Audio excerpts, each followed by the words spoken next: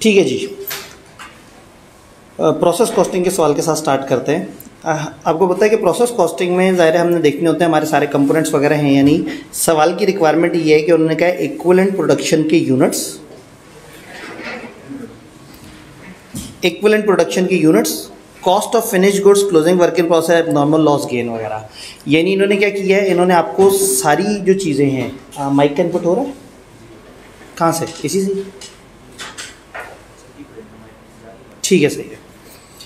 तो इसी में ही जब हम वो अपनी बेसिक बड़ी वर्किंग बनाते हैं तो उसमें हमारे इक्विवेलेंट यूनिट्स भी आ जाते हैं, इसमें हमारे जो है वो दरमियान में कॉस्ट पर यूनिट भी आ जाती है और देन फाइनली उसकी एलोकेशन भी आ जाती है। तो सवाल में 2 डिपार्टमेंट्स हैं और दोनों डिपार्टमेंट्स के अंदर प्रोसेस अकाउंट्स बनाने हैं। तो 20 नंबर का सवाल है, लेकिन ये 20 मिनट से काफ़ी ज़्यादा मेहनत मशक्क़त करवा रहा है। अगर ये एक प्रोसेस होता तो शायद ये 12, 13, 14 नंबर का सवाल होता। इन्होंने 2 प्रोसेस दिए हैं, चीज़ें रिपीट होनी है, कैलकुलेशन दोबारा से होनी है। एक मिनट और मैं साथ एक काम और कर लूँ, ऑल्दो मैं आप पे भी डिपेंड कर रहा हूँ आप लोगों पे, लेकिन मैं थोड़ा सा अपना कैलकुलेटर भी साथ ओपन कर लूँ कि आप अगर मुझे ज़्यादा धोखा देने लगे तो मैं फ़ौरन से कैलकुलेशन कर लूँ।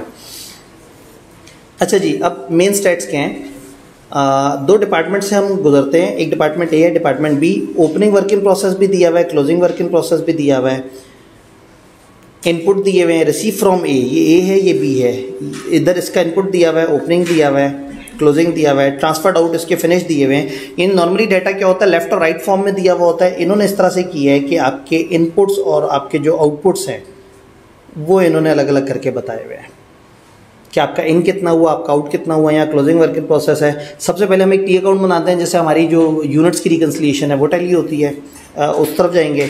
ये कंपनी क्या कर रही है, फाइफो मेथड यूज़ कर रही है वैल्यूएशन के लिए। फाइफो सुनते साथ ही गंदा समूह बना लिया। फाइफो का मतलब है कि अब सारी की सारी एडजस्टमेंट्स बीच में आएंगी। रिजेक्टेड यूनिट्स जो है वो are sold on as is where is basis during the month proceed from sale of rejected units in department A and B were 4 million and 6 million. हर सवाल में एक नई वैरायटी करानी होती है कि अपने इस दफ़ा की नई वैरायटी ये है कि उन्होंने ये नहीं बताया कि पर यूनिट हमारी स्क्रैप वैल्यू क्या है। उन्होंने कहा भाई आपके जो लॉस हो रहे हैं डिपार्टमेंट ए में यूनिट वो 4 मिलियन के बिक रहे हैं और जो डिपार्टमेंट बी में लॉस हो रहे हैं वो 6 मिलियन के बिक रहे हैं। अब जो लॉस हो रहे हैं, लॉस में एबनॉर्मल लॉस और नॉर्मल लॉस दोनों की यूनिट्स बिक रहे होते हैं। जब दोनों की यूनिट्स बिक रही हैं और दोनों की यहाँ पे अमाउंट्स दी हुई हैं, इसका मतलब है ये 4 मिलियन सारा का सारा नॉर्मल लॉस की रिकवरी नहीं है और ये 6 मिलियन भी सारा का सारा नॉर्मल लॉस की रिकवरी नहीं है। इसमें नॉर्मल एबनॉर्मल लॉस की मिक्सिंग होगी। तो अगेन एक छोटी सी मैथ हर सवाल में जो एक्स्ट्रा डालते हैं, सवाल में उन्होंने एक्स्ट्रा मैथ ये डाल दी कि पर यूनिट हमें रिकवरी वैल्यू नहीं दी, हमें टोटल रिकवरी वैल्यू दे दी है, जिससे हम पे पर यूनिट खुद निकालने की कोशिश कर रहे होंगे और उसको हम एलोकेट कर रहे होंगे। दोनों डिपार्टमेंट्स में 100% material added at the start of process. तो हर डिपार्टमेंट में हर वक्त मटेरियल हमेशा 100% कंप्लीट होगा।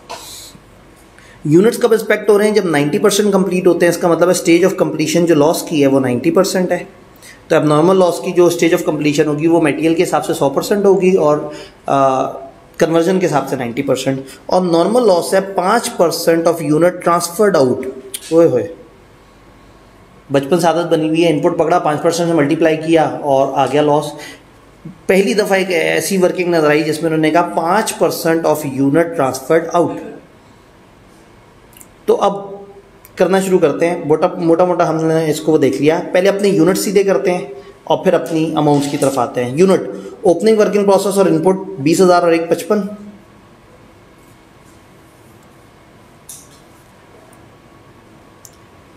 यहाँ पे क्वांटिटी और यहाँ अमाउंट, क्वांटिटी और अमाउंट। क्लियर है? क्लियर है। ओपनिंग वर्क इन प्रोसेस और जो इनपुट है, ओपनिंग वर्क इन प्रोसेस कितना था जी हमारा 20,000, इनपुट था 1,55, 20,000 1,55 और कुछ है साइड पे। जो फिगर यूज़ करते हैं उसे टिक लगा दें, कोई निशान लगा दें ताकि फिर पेपर में बार बार उसे ना देखना पड़े। ट्रांसफर्ड आउट 1,40 और क्लोजिंग वर्क इन प्रोसेस में 25 है। 1,40 और 25 क्लोजिंग वर्क इन प्रोसेस में 25 और जो ट्रांसफर टू बी है वो है 140। डेबिट साइड पे मज़ीद कुछ नहीं है, क्रेडिट साइड वाली चीज़ें भी ले ली। यहाँ टोटल कर लेते हैं 20 और 155 175, तो यहाँ 175 आना चाहिए। हम कहते हैं फॉर्म से लिख लिया करें, अमाउंट भी लिख दें इसके आगे। ओपनिंग वर्क इन प्रोसेस में मटेरियल और कन्वर्जन की इतनी अमाउंट दी हुई है, तो मिला के कितनी हुई? एक 20 और 32 जी, एक 20 और 32 एक 152। और इनपुट की कॉस्ट दी हुई है, इसको भी क्रॉस कर दूँ, मैंने ले ली। कॉस्ट फॉर द मंथ जो है 920 मटेरियल की और 673 650। ये अमाउंट किस तरह से दी हुई है? रुपीज़ इन 000, तो यहाँ लिख देना चाहिए।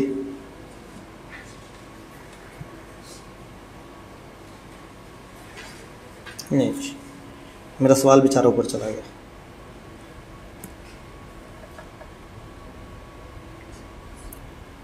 रुपीज़ इन 000,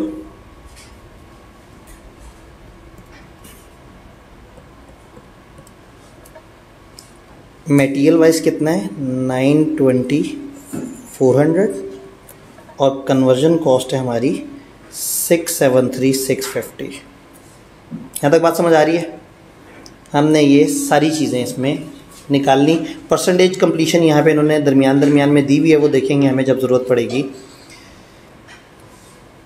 अब राइट साइड पे और क्या आना है? अमाउंट का टोटल करें, बताते हैं अमाउंट का टोटल। 152,000 920 400 673 650।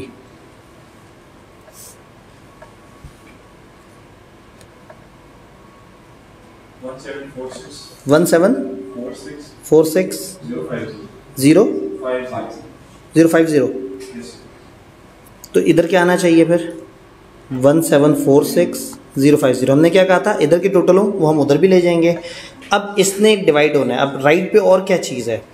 नॉर्मली एक नॉर्मल लॉस आता है, और नॉर्मल लॉस की बेस पे जो बैलेंसिंग फिगर है वो एबनॉर्मल लॉस या गेन आ जाता है।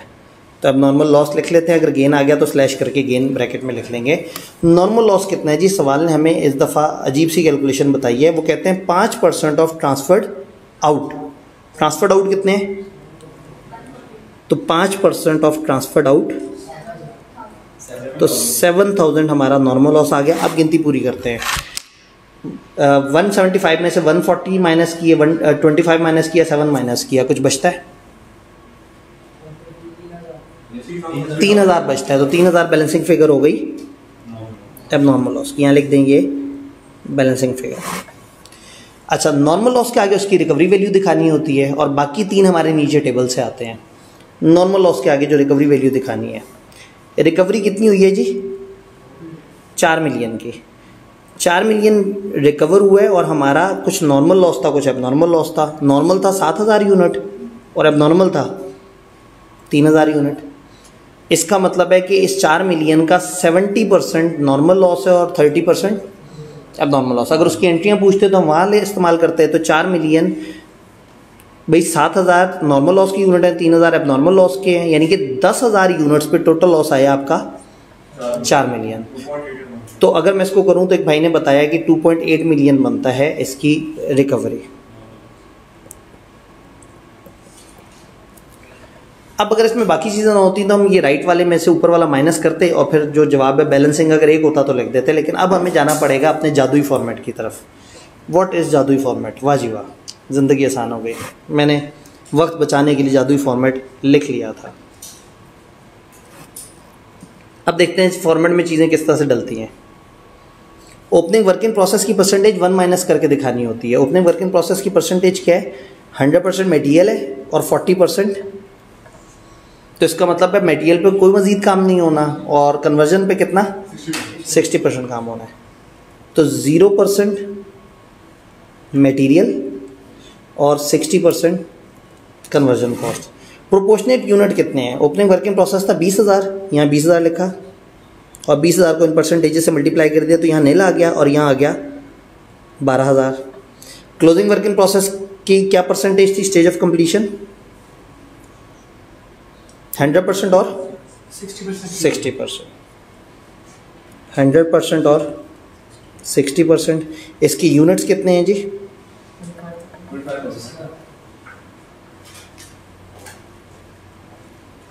25,000। तो ये पूरा 25,000 हो जाएगा और यहाँ 15,000 हो जाएगा। लॉस की परसेंटेज कंप्लीशन, मटेरियल हमेशा 100% कंप्लीट है, लॉस किस स्टेज पे आइडेंटिफाई हुआ है? 90%।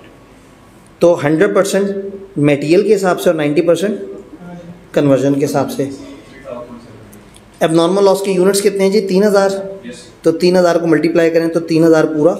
और अब आएगा यूनिट्स कंप्लीटेड ड्यूरिंग प्रोसेस। कितने कंप्लीट हुए? देखें हमारे ट्रांसफर आउट कितने हुए? 14,000। ओपनिंग वर्क इन प्रोसेस कितना था? 20। पहले opening work in process complete हुआ होगा और फिर बाद में मजीद कितने कंप्लीट हुए? एक 20। ये हम लोगों ने यूनिट्स कंप्लीटेड ड्यूरिंग पीरियड में 120,000 डाल दिया। ये हमेशा पूरा आता है और ये भाई साहब फिनिश गुड्स की तरफ भी चले जाते हैं। टोटल इक्विवेलेंट यूनिट्स निकालने का टाइम आ गया। अब मुझे आपके कैलकुलेटर्स पर भरोसा करना पड़ेगा। ये वाला मैं कर देता हूँ। 25 और 3 28 है, तो 1 48 हो गया जी। राइट पे बताइए। 1,49,700। कॉस्ट इनकर्ड ड्यूरिंग प्रोसेस, कौन सी दो कॉस्ट लगी हैं? मटेरियल पे इतनी 920, 400 और 673, 650। ओपनिंग वर्किंग प्रोसेस अल्हम्दुलिल्लाह हमें ये नहीं चाहिए, ये एफको है, एफको से हमारे कोई ताल्लुक नहीं है इस वक्त। स्क्रैप वैल्यू नॉर्मल लॉस की निकाली है हमने कहीं? 2.8 मिलियन। 2.8 मिलियन और ये सारी जो अमाउंट्स चल रही हैं ये 000 में चल रही हैं। तो 2.8 मिलियन को 000 में कैसे लिखूं? फिर मुझे यहाँ पे भी 2800 लिखना चाहिए था ना, 2800। और स्क्रैप वैल्यू हमेशा नेगेटिव में लिखनी है, मैंने जादुई फॉर्मेट में लिखा हुआ है। बताएं जी क्या कॉस्ट बनी? 920, 400 में से 28, राइट वाला मैं टोटल कर देता हूँ। 917,600। साथ साथ आप देखते रहें, अगर कहीं कोई कैलकुलेशन में गड़बड़ हो तो बता दीजिएगा।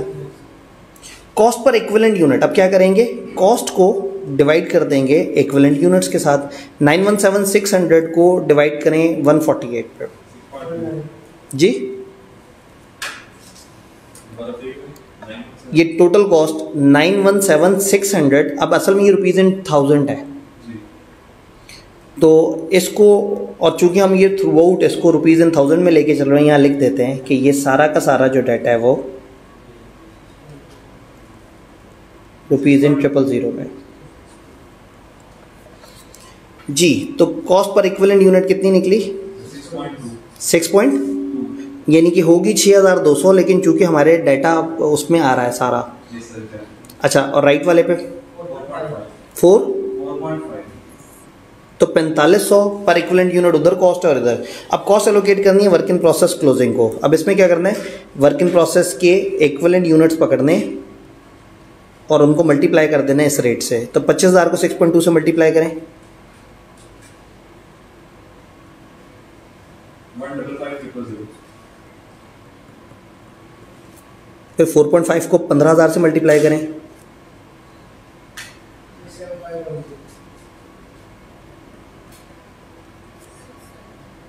इन दोनों को टोटल करें, कितना बना? 155 प्लस 6, 7,500। 222 ये हमारी आ गई। इसको मैं कह दूं ये वर्किंग वन से आ रहा है, इस पूरे को मैं कह दूं ये मेरी वर्किंग वन है, यहाँ से आ रहा है। अब नॉर्मल लॉस को देखें, अब नॉर्मल लॉस की यूनिट्स कितने इक्विवेलेंट?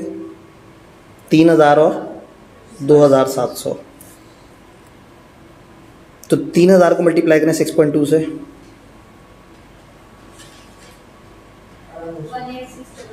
18600। और फिर 2700 को मल्टीप्लाई करें 4.5 से, 121 50, अच्छा 5 डिजिट्स 12150 ऐसे ही है। इन दोनों का टोटल बताएं। 28,750। दो अलग अलग जवाब मौसूल हो चुके हैं। 18 और 12 जमा हो गए 30,000 तो हो ही जाएगा। 30,750। जालमो क्या करते हो यहाँ? अगर स्टेप्स के नंबर ना होते मैंने बैलेंसिंग फिगर निकाल के ट्रांसफ़र टू बी में लिख देनी थी, क्योंकि नीचे का ग्रैंड टोटल मैच करना चाहिए। लेकिन चूंकि स्टेप्स के नंबर हैं तो नीचे फिर अब उसे तकलीफ दे तरीके से बनाना पड़ेगा। ले जी, फिनिश गुड्स के अंदर cost allocated to finish good current rate यहाँ पे इसका ये निकला, मटेरियल का लेबर का ये निकला, तो टोटल रेट कितना निकला? 6 और 4 10, 10.7। तो ये वाले भाई साहब 10.7 से मल्टीप्लाई होंगे तो जवाब आएगा 120,000 को 1,20,000 को 10.7 से करें 128 4,000 128,4,000। और ओपनिंग वर्क इन प्रोसेस की कॉस्ट है हमारे पास, ये रही 152,000। और तीसरा कंपोनेंट क्या है? कॉस्ट टू कंप्लीट ओपनिंग के वो जो रिमेनिंग परसेंट यूनिट है यानी कि वर्क इन प्रोसेस, ये तो जीरो है। 12,000 को मल्टीप्लाई कर देना है 4.5 से, यानी मैं लिख दूं यहाँ पे 12,000 मल्टीप्लाई हो जाएगा 4.5 से। क्या जवाब आया?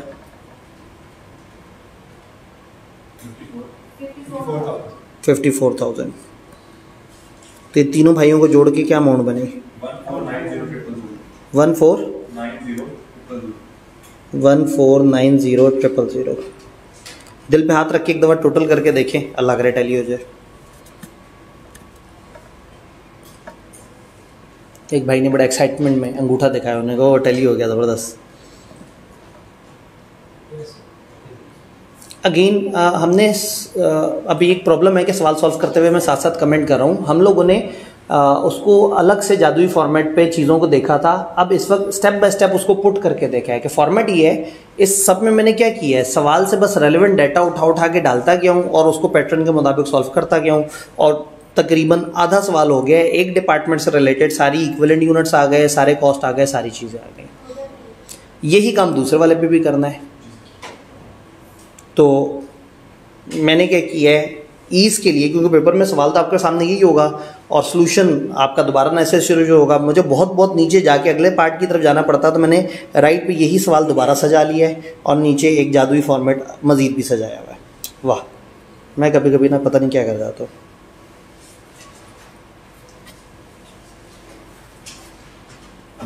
डिपार्टमेंट बी, अब इसकी क्या इनपुट्स हैं? अब डिपार्टमेंट बी की सारी चीज़ें देखते हैं। डिपार्टमेंट बी में ओपनिंग वर्क इन प्रोसेस कितना है जी? हाँ जी दोस्तों, डिपार्टमेंट बी, अब इस राइट पे आपने देखना है यूनिट्स, क्वांटिटी पहले सीधी करनी है ना सबसे पहले जी। क्वांटिटी में कितने ओपनिंग वर्क इन प्रोसेस? 18,000। ये 18,000 opening work in process quantity में। और क्या है जी यहाँ पे 140 कहीं और से आ रहा है, वो कह रहे हैं ए से आया। ठीक है, तो मैं कह दूं ये ट्रांसफर फ्रॉम ए, और ये है 1,40,000। इसकी बिल्कुल कॉस्ट भी होगी, ये जब भी निकाली थी 1490।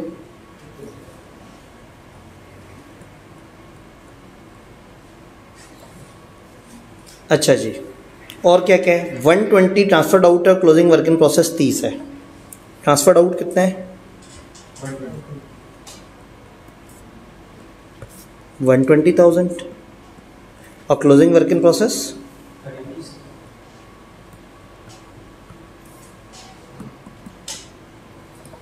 डेबिट साइड की क्वांटिटी पूरी हो गई। 140 और 18 158,000, यही 158,000 यहाँ लिख दिया। अब यहाँ एक नॉर्मल लॉस आता है और जो एडजस्टमेंट है वो बच जाती है, वो नॉर्मल लॉस गेन, और कुछ ना हो तो बहुत ही खुशी की बात है। नॉर्मल लॉस का क्या फार्मूला बताया था सवाल ने? 5% of unit transferred out, 5% of 12,000 which is 6,000. लें जी, अब पूरा करने की कोशिश करते हैं. 2,000 से शॉर्ट हो रहा है तो फिर 2,000 क्या होगा? Abnormal loss. सबसे पहले हमने क्वांटिटी स्केड्यूल बना लिया, अपनी क्वांटिटीज टैली कर ली. अब अमाउंट्स की तरफ आते हैं. ओपनिंग वर्क इन प्रोसेस 18,000 की कोई कॉस्ट है, 144 और 36 कितना हुआ? 180, 180,000 ओपनिंग की कॉस्ट है. जो ट्रांसफर्ड इन हुए हैं ये कॉस्ट है, यूँ समझे एक मटेरियल है जो कि इतने रुपए का है. मज़ीद भी कुछ लगा है, मज़ीद मटेरियल में 194,900 लगा है और कन्वर्जन में इतना लगा है 194,900. इसका मतलब मटेरियल पे ये दो कॉस्टें हो गई और कन्वर्जन कितना है 445. ये मज़ीद मटेरियल लगा और ये कन्वर्जन, और तो नहीं कोई चीज़ कॉस्ट में दी हुई. तो हमने ये सारी चीज़ें एक एक करके उठा के अपने टेबल में डाल ली हैं. यानी कि बस अब जो उठाना है वो हमने अपने टेबल से उठाना है, ऊपर सारी चीज़ें कवर हो गई. ये टोटल करें जी लेफ़्ट साइड का.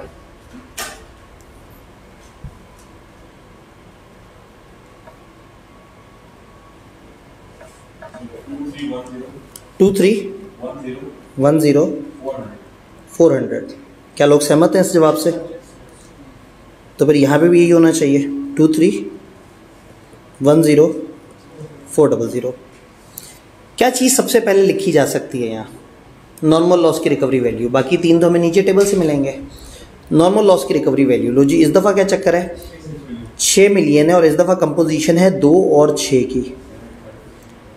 2 है एबनॉर्मल और 6 है नॉर्मल. तो इसका मतलब है 6 मिलियन को मैं 6/8 से मल्टीप्लाई करूंगा तो मेरे पास जवाब आएगा. ये बात समझ आ रही है सबको? बताएं. 4800 पक्का? 4800 हमें बताया गया 4800 और मैं आप लोगों पे भरोसा कर रहा हूँ. किसी भी किस्म की गलती का टीचर जिम्मेदार नहीं होगी. लें जी, अब टेबल भरना है, डाटा उठाना है और बस टेबल में भरते चले जाना है हमने. ओपनिंग की यूनिट्स कितने हैं? 100 और 60% कंप्लीट. तो मज़ीद कितना लगेगा? 40%, 0% और ये याद रखना है. इस फॉर्मेट में जो पहला वाला है ना उलट लिखना होता है. ओपनिंग वर्क इन प्रोसेस की परसेंटेज उल्टी लिखनी है. 4.5 आया है. मैंने बड़ा वाज़े एक्सप्रेस वाशगाफ अल्फाज में आपसे कहा था जिम्मेदारी आपकी. लें जी 4500. भाईजान जागते रहना, 3:30 ना रहना. या फिर मैं जज्बाती होकर ऐसा करके स्क्रीन पे कैलकुलेटर ले आऊँ और फिर मैं खुद ही करना शुरू कर दूँ कि 6 मिलियन को अगर मैं 6 से मल्टीप्लाई करूँ और डिवाइड कर दूँ 8 से. लेकिन मैं अभी फिर भी भरोसा करना चाहूँगा आप पे. अच्छा जी, ओपनिंग वर्क इन प्रोसेस की यूनिट्स कितने हैं जी? 18,000. तो 18,000 का 0% मैं निकाल देता हूँ, 0. 40% आप निकाल दें, 7200. क्लोजिंग वर्क इन प्रोसेस की स्टेज ऑफ कंप्लीशन क्या है जी? इधर 100 और 80. 100%, 80%. वो भाई साहब यूनिट्स थे कितने? 30,000. यहाँ 30 लिख दूँ, यहाँ लिख लिया अगर उससे ना ये याद रहता है कि मल्टीप्लाई किसको करना है. तो 30,000 पूरा और 24,000. लॉस की स्टेज ऑफ कंप्लीशन वही है 100% और 90%. लॉस के बाद यूनिट कितने हैं? 2,000. तो 2,000 यहाँ, 1,800 यहाँ. एबनॉर्मल 2 ही है ना? एबनॉर्मल 2 है. Units completed during period. Opening आया पहले 18, ये पहले ख़त्म होगा, फिर जो होगा वो मज़ीद होगा. तो ट्रांसफ़र कितने हुए हैं? 120. तो 120 जो है उसमें पहले ये 18 कंप्लीट हुए होंगे, तो अब नए कितने बने होंगे? 1,02,000. आपको तो 1,02,000 ये वाली चीज़ लिखते हुए हम इतने जज्बाती होते हैं कि हम आगे तक चले जाते हैं.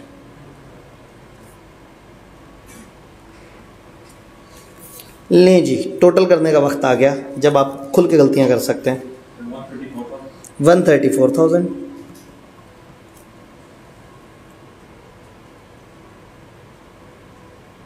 और राइट पे 135,000. क्या सारे लोग सहमत हैं? ले जी, ओपनिंग वर्किंग प्रोसेस को तो मैं लाइन लगा दूँ ना, ये फजूल बात है। कॉस्ट इनकर्ड ड्यूरिंग प्रोसेस, इस प्रोसेस में कन्वर्जन पे कितनी कॉस्ट लगी है? 445,500। Yes, sir. लेकिन याद रहे कि मटेरियल पे ये इकट्ठी कॉस्ट है, ये याद रखना है। अगर पिछले डिपार्टमेंट से कोई चीज़ कंप्लीट होकर यहाँ आ रही है तो मैं कहूँगा कि इस डिपार्टमेंट में इतना मटेरियल है जिसकी ये कॉस्ट है, और दूसरे मटेरियल की, यानी कि जो बाद वाला मटेरियल है उसकी ये कॉस्ट दी हुई है, और जो पहले वाला मटेरियल है उसकी ये कॉस्ट दी हुई है। तो ये जो आपकी कॉस्ट है ये टोटल काउंट होगी।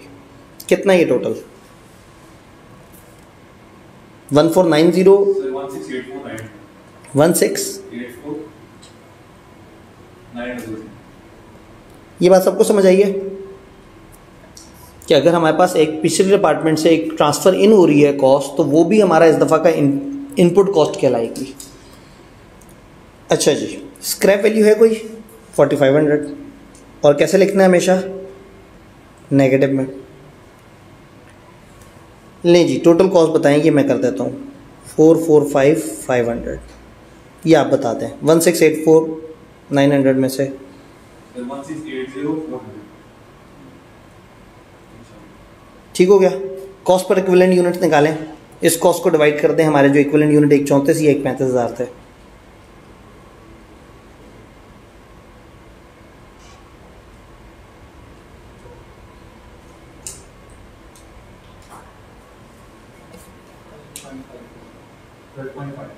ट्वेल्व पॉइंट 5 सबका 12.5 3.3. और 3.3. तो फिर टोटल कितना बना? 15.8। लें जी, अब तीनों हमारे पास वैल्यूज़ हैं, अब हमने मल्टीप्लाई करते चलाना है। जादू। क्लोजिंग वर्क इन प्रोसेस के यूनिट्स कितने हैं जी इक्विवेलेंट? 30,000 to 24। 30,000 को 12.5 से मल्टीप्लाई करें।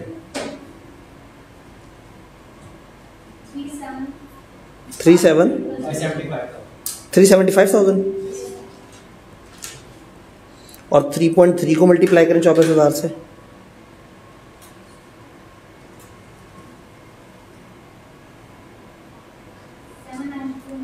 7,9,200 ऐसे ही टोटल करें।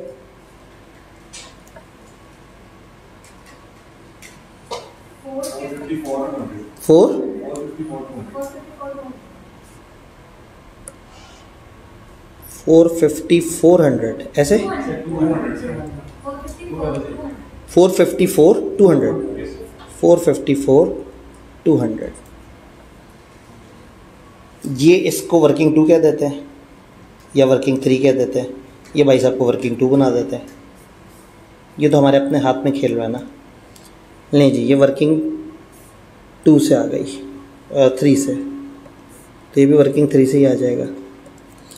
हाँ जी, अब नॉर्मल लॉस की यूनिट्स कितने हैं जी? 2,000 ने मल्टीप्लाई होना है 12.5 से 25,000, और 3.3 ने मल्टीप्लाई होना है 1,800 से 5,940। तो ये दोनों भाइयों को मिला के कितना बनेगा? अगर वक्त कम है और आपको लग रहा हो कि आगे आपसे गड़बड़ हो सकती है, फिनिश गुड के आगे लिखें बैलेंसिंग और आगे निकल के भाग जाएं। और अगर बहुत कॉन्फिडेंस हो अपने ऊपर कि बड़ा अच्छा फॉर्मेट चल रहा है, सारा कुछ सही है, तो फिर उसको आगे करें।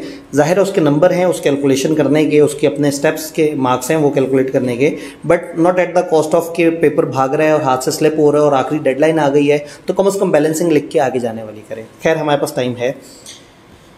नहीं जी, फिनिश गुड्स को जो करंट एलोकेशन होगी वो 102,000 इंटू 15.8। क्या जवाब आया? 1611,600। फिर ओपनिंग की कॉस्ट डालेंगे, वो यहाँ पे दी हुई होगी कहीं 1,80,000। 3 कंपोनेंट होते हैं ना, हम इस दफ़ा जो ट्रांसफर आउट हुए उनकी कॉस्ट पकड़ते हैं, ओपनिंग ऐड करते हैं, और जो ओपनिंग पे हमें मजीद काम करना पड़ा होता है इक्विवेलेंट यूनिट्स पे, वो ये तीसरा वाला ऐड हो जाएगा। कितना काम करना पड़ा? इधर तो नील काम करना पड़ा। 7200 यूनिट्स पे हमें 3.3 की रेट से काम करना पड़ा। 7200 को 3.3 से मल्टीप्लाई कर दें, क्या जवाब आता है?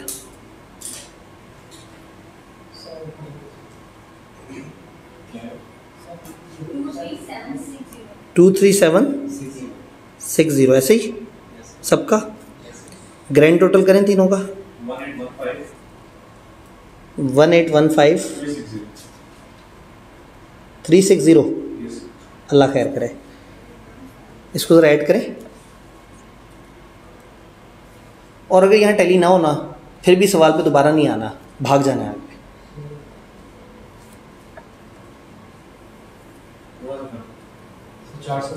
400 का फर्क। फिर जो 3.3 एब्सोल्यूट निकला था या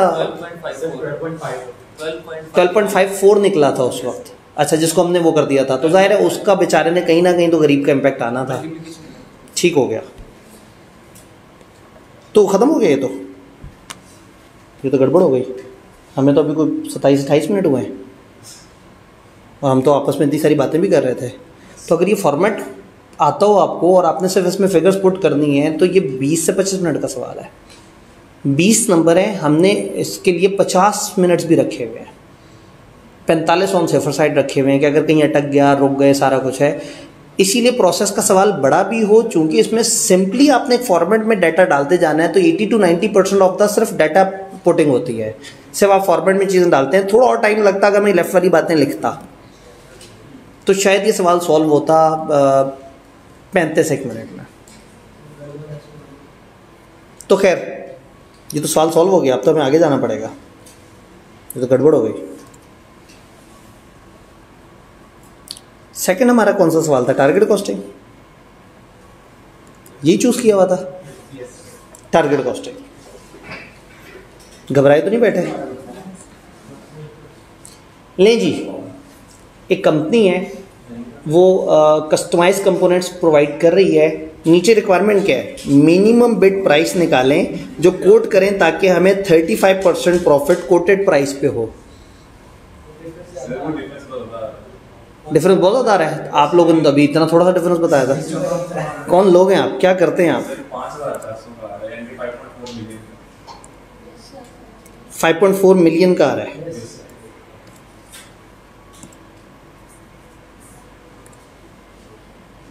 और इससे हमें फ़र्क कितना पड़ता है? एक काम करें ज़रा, एक मोटा मोटा काम करते हैं। ये जो 15.4 था, नहीं क्या था आपने क्या? 12.54 था।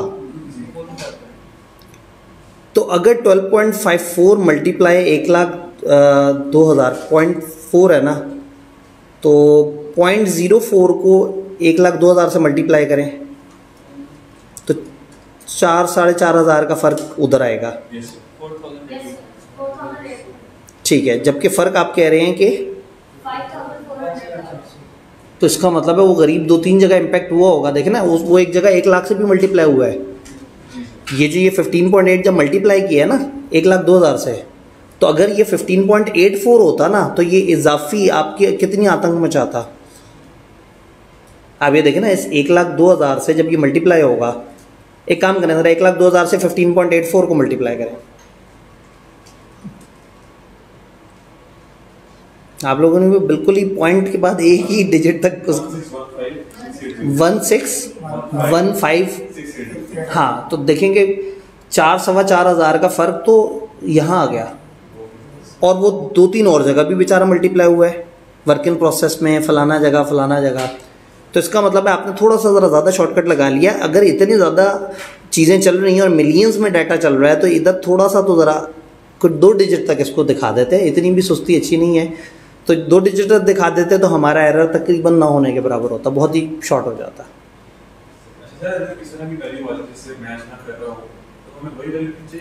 जी, अगर मैच ना कर रहा हो, आपने एक जवाब निकाला है, आपने लिखा है और वो मैच नहीं कर रहा और थोड़ा सा चंद का फ़र्क पड़ रहा है, तो आप वो फिगर लिख दें जिससे टोटल टैली हो जाए। बैलेंसिंग फिगर लिख दें और मतलब वो खुद ही देख लेंगे कि ये ऐड करते हुए कहीं ना कहीं वो राउंडिंग वगैरह का होगा।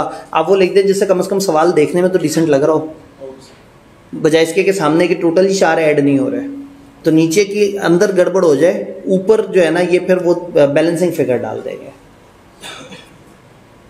और कोशिश ये करें कि पर यूनिट जो है अगर निकलता है और जब इतनी लाख से मल्टीप्लाई होने और ₹000 में चल रहे हैं और डाटा मिलियंस में चल रहा है, तो कम से कम पॉइंट के बाद 2 डिजिट तक तो कम से कम उस गरीब को दिखाएं। तो इतना बड़ा डिफरेंस नहीं था जितना ज़्यादा आप परेशान हो गए थे। हाँ जी, एक हमने बिड प्राइस करनी है, मिनिमम बिड प्राइस, कम से कम कितनी। ये कम से कम का क्या मतलब होता है? वो कह रहे हैं कम से कम कितनी बिड प्राइस करें, वो कह दें कितनी हमें बिड करनी चाहिए ताकि हमें 35% का प्रॉफिट हो। कम से कम का क्या मतलब हुआ? जो कम से कम हमारी मार्जिनल कॉस्ट को कवर करे। यानी जो डिसीजन मेकिंग में हम क्या करते हैं, हम फिक्स कॉस्ट को साइड पे कर देते हैं और हम कहते हैं यार कम से कम हमारी कंट्रीब्यूशन पूरी हो जाए, हमारा ये जो मार्जिनल कॉस्ट है ये पूरी हो जाए, हम इतने पे भी चल जाए, हमारी रेलेवेंट कॉस्ट पूरी हो जाए। तो जो रेलेवेंट कॉस्ट पूरी होने पे हम एग्जैक्टली कह देते हैं कम से कम इतनी बिड प्राइस, इससे ज़्यादा हो तो अच्छी बात है। तो जब ये मिनिमम की बात कर रहे हैं तो इसका मतलब है कि हम फिक्स कॉस्ट को इग्नोर करके भी निकाल सकते हैं कि कम से कम इतना, और फिक्स कॉस्ट को अगर डालना चाहें तो डाल के कह सकते हैं जी फिक्स कॉस्ट समेत इतना। तो खैर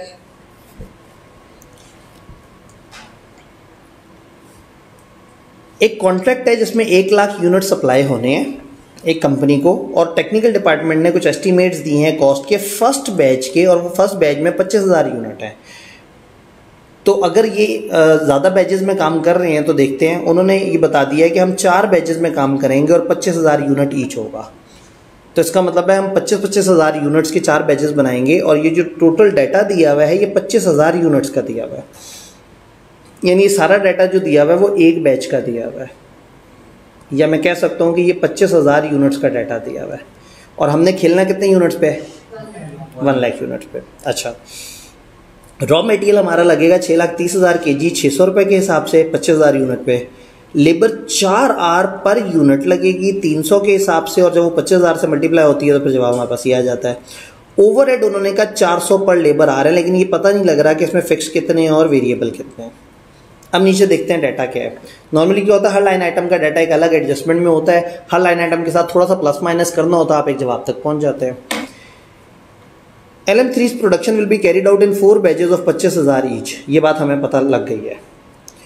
raw material consumption include wastage, raw material की कंजम्पशन जो दिखाई गई है उसमें क्या है, इंक्लूड वेस्टेज, जो कि 5% ऑफ एक्चुअल रॉ मटेरियल है। कुछ एक्चुअल रॉ मटेरियल होगा उसमें 5% वेस्टेज आई होगी, और हमारे पास आ गया होगा 6,30,000। इसका मतलब मैं कह सकता हूँ कि एक एक्चुअल रॉ मटेरियल था, हमने खरीदा होगा, और उसका 1.05 जो है वो 630 होगा। तो हमें समझ आ सकता है कि इसमें वेस्टेज कितना है।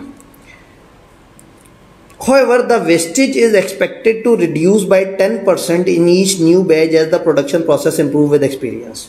कह रहे हैं जैसे जैसे हमारा प्रोसेस आगे जा रहा है, हर अगले बैच में वेस्टेज 10% कम होती जा रही है। इसका मतलब है कि आपको जो यूनिट्स चाहिए टोटल वो तो उतने ही खड़े हुए हैं हर बैच में, लेकिन वेस्ट हर दफ़ा आहिस्ता आहिस्ता कम होता जा रहा है। तो इसका मतलब हमें कैलकुलेशन बनानी पड़ेगी जिसमें मटेरियल अलग से निकालें, वेस्टेज अलग से निकालें, खरीदना तो हमने सारा है, फिर उसको टोटल कर लें। अच्छा, लेबर पे क्या एडजस्टमेंट बताई है उन्होंने? कहा लर्निंग का इफेक्ट है 90%, और ये इफेक्टिव रहेगा पहले 3 बैचेस में, उसके बाद नहीं। पहले 3 बैचेस का मतलब है कि 3 बैचेस पे जो रहेगा तो तीसरे बैच का जो होगा वही चौथे बैच का होगा। तो याद हम क्या करते थे, हम 2 बैचेस का डिफरेंशियल निकाल लेते थे। जैसे हमने कहीं कहा था कि 7वें और 8वें बैच का डिफरेंशियल कितना है, तो पता लगा था 8वें पे कितना लगा, तो यहाँ तीसरे का हम निकाल सकते हैं। अब वो सारी, अगर आपको वो कहानियाँ याद है, कहानियाँ याद है पक्का? अच्छा, कैमरे वाले भी सोच रहे होंगे सर कहानियाँ याद करते हुए इधर ऑडियंस के बजाय इधर ऑडियंस को देख रहे हैं, तो सर तो सर स्टूडेंट बने हुए। अच्छा खैर, फिर तो मुझे शरारतें भी करनी चाहिए नहीं, ठीक। 90% जो लर्निंग कर्व है उसका इंडेक्स है -0.152। बी की वैल्यू दे दी, बहुत ही अच्छे लोग हैं, इन्होंने हमें लॉग शॉक वगैरह के चक्कर में डाला ही नहीं। उन्होंने सोचा हो सकता आप अकाउंटेंट वाला कैलकुलेटर लेके आए हो, उसमें लॉग शॉक ना हो। तो 20% ऑफ ओवरहेड्स आर फिक्स्ड, बहुत अच्छी बात है, और mostly represent maintenance and depreciation of factory building and machine. Factory building और मशीन की मेंटेनेंस, डेप्रिसिएशन वगैरह हम खामखा इस फिक्स कॉस्ट को उठा के अपने प्रोजेक्ट पे चार्ज करके खामखा की प्राइस बढ़ाएंगे। जब मिनिमम प्राइस हमने कोट करनी है तो वाई नॉट के हम वेरिएबल कह के कहते हैं इतनी मिनिमम है, एंड पे एक नोट देते हैं कि अगर हम इससे ज़्यादा चाहते हैं कि फिक्स कॉस्ट भी कवर हो तो हम उसका इम्पैक्ट भी डाल लें। लेकिन जो मिनिमम उन्होंने कहा ना कम से कम कितना करें, तो कम से कम हम अपनी जो मार्जिनल कॉस्ट है, जो वेरिएबल कॉस्ट है वो कवर कर लें। जैसे डिसीजन मेकिंग में होता है कि आप फिक्स कॉस्ट को कह देते हैं वो तो लगनी, भाई ये मेरे पास प्रोजेक्ट ना भी होता तो मशीनों पे डेप्रिसिएशन भी लग रही थी, फैक्ट्री की बिल्डिंग पे भी डेप्रिसिएशन लग रही थी, ये तो एलोकेशन है ना। तो अगर मैं रेलेवेंट कॉस्टिंग के प्रिंसिपल के हिसाब से बात करूं तो मैं फिक्स कॉस्ट को इग्नोर भी कर सकता हूं। और अगर बड़ा दिल कर रहा है फिक्स कॉस्ट का तो फिक्स कॉस्ट इग्नोर करके बिड प्राइस लगा दें और नीचे नोट दे दें कि अगर हम इससे ज़्यादा चार्ज करना चाहते हैं फिक्स कॉस्ट कवर करने के लिए तो हम उसका इम्पैक्ट शामिल कर लेंगे। तो इसका मतलब है 3 कंपोनेंट बने, मटेरियल, लेबर, वेरिएबल ओवरहेड। इससे क्या निकलेगा, एक कॉस्ट निकलेगी। और उन्होंने क्या कहा, हमें प्रॉफिट कितना चाहिए, 35%। किसका, कोटेड प्राइस। तो ये मार्जिन है या मार्कअप है, ये मार्जिन दिया हुआ है CPS। हमें ये 100 का 35 चाहिए, तो फिर कॉस्ट कितनी होगी।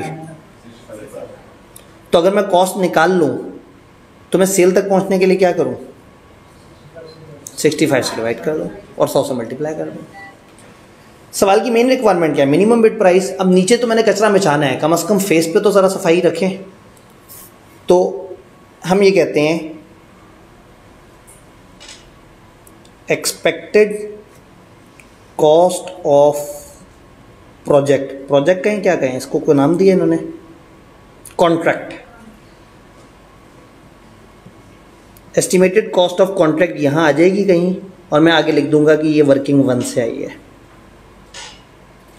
फिर मैं कहूं मार्जिन परसेंटेज कितनी है, 65%। तो मैं कहूं एक्सपेक्टेड सेलिंग, सॉरी गलती से लिख दिया, 35%। 35% हमारा मार्जिन। एक्सपेक्टेड सेल्स कितनी है, हम क्या करेंगे, जो हमारी एक्सपेक्टेड कॉस्ट उधर आई होगी उसको डिवाइड कर देंगे कितने से। अब हम कॉस्ट अगर हमें पता है तो 65 से डिवाइड करेंगे, 100 से मल्टीप्लाई कर देंगे, तो हमारे पास यहाँ सेलिंग प्राइस आ जाएगी। और ये सेलिंग प्राइस क्या है, मिनिमम बिड प्राइस। तो लिख दूं ये है मिनिमम। मैंने जवाब पहले से सजा दिया बगैर कुछ जाने, सिर्फ मेरे पास आज की डेट में 35% था, वो मैंने लिख दिया। यहाँ पे मेरी अमाउंट आ जाएगी कॉस्ट की। कॉस्ट आ गया तो आगे सारी कैलकुलेशन हो जाएगी। तो इसका मतलब मुझे कॉस्ट के पीछे भागना है। कॉस्ट के लिए वर्किंग 1 है, और वर्किंग 1 क्या कहती है, मेरा पेन ब्लू हो गया, वर्किंग 1 क्या कहती है, एक्सपेक्टेड कॉस्ट। चीज़ों को वर्किंग में तोड़ते जाएं। 3 चीज़ें, रॉ मटेरियल, लेबर और वेरिएबल ओवरहेड। रॉ मटेरियल, एक लाइन का गैप दिया, लेबर और वेरिएबल ओवरहेड्स। 600 पर केजी दिया हुआ है और ये केजी एक बैच के दिए हुए हैं। अभी हमने देखना है वेस्टेज फलाना फलाना क्या है, लेकिन 600 के रेट को तो नहीं को फर्क पड़ रहा। तो जितने केजी होंगे मैं 600 से मल्टीप्लाई कर दूंगा। तो फिर बजाय इसके कि मैं एक बैच के केजी निकालूं, मैं सारे बैचेस के केजी निकाल लेता हूँ। 1 लाख यूनिट्स की केजी निकाल लूँ ना, तो मैं यहाँ लिख देता हूँ रॉ मटेरियल में समथिंग मल्टीप्लाई बाय 600। यहाँ जवाब आ जाएगा। और समथिंग वो केजी हैं जो कहीं से आने हैं। तो जब कहीं से आने हैं तो उसकी वर्किंग 2 कह देते हैं। तो मुझे पता लग गया वर्किंग 2 में मैंने रॉ मटेरियल के केजीज पे काम करना है। अच्छा जी, लेबर का क्या फार्मूला है जी। लेबर उन्होंने कहा 300 पर आवर लगेगा, और 1 आवर पे 4 यूनिट है, लेकिन लर्निंग कब है पता नहीं क्या है, पता नहीं क्या है। तो आपको पता है उस वर्किंग से हमें क्या मिलता है, सारे आवर्स मिल जाते हैं। और 1 आवर का रेट क्या है, 300। तो मैं पूरे लाख यूनिट्स के सारे आवर्स निकाल लूंगा और उसको मल्टीप्लाई कर दूंगा 300 से। समथिंग जो वर्किंग 3 से आएगी मल्टीप्लाई हो जाएगा। अच्छा जी, वेरिएबल ओवरहेड का क्या सिस्टम था, 400 पर लेबर आवर। वाह, मुझे बड़ी खुशी हुई। लेबर आवर निकलाए होंगे किसी और वर्किंग से, और 400 ओवरहेड का रेट है। लेकिन ये 400 कौन से ओवरहेड का रेट है, फिक्स का, वेरिएबल का, या दोनों का। इस दोनों का रेट है। तो फिर क्या करना पड़ेगा,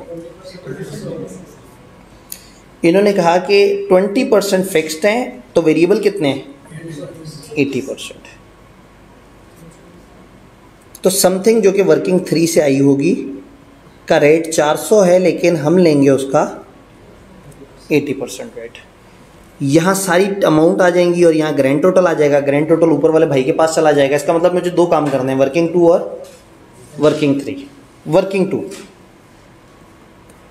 रॉ मटेरियल कंज्यूम्ड, बैच 1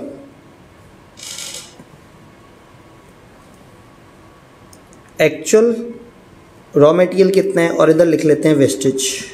क्या ख्याल है? पहले वाले की तोड़ ले। पहले बैच पे कितना लगेगा? 63,000 kg इसमें लॉस शामिल हुआ है, वेस्टेज शामिल हुई हुई है। तो बगैर वेस्टेज की कितना बनेगा भला? 63,000 को 1.05 से डिवाइड करें, क्या जवाब आया? 60,000। तो 60,000 एक्चुअल है और वेस्टेज कितना है?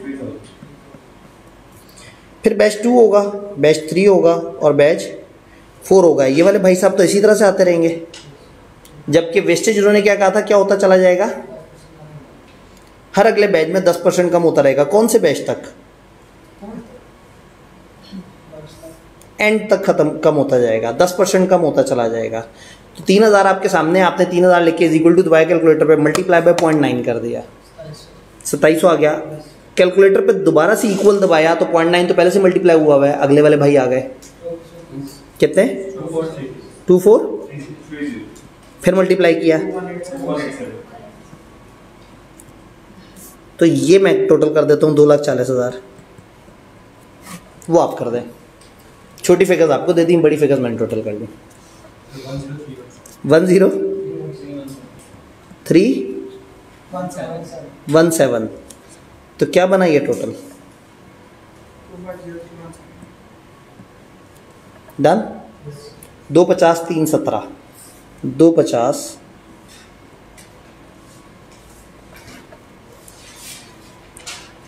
जवाब भी लिख ही दें, कैलकुलेटर पे लिखा हुआ तो आ ही रहा होगा। तो 250,317 600 से मल्टीप्लाई कर दें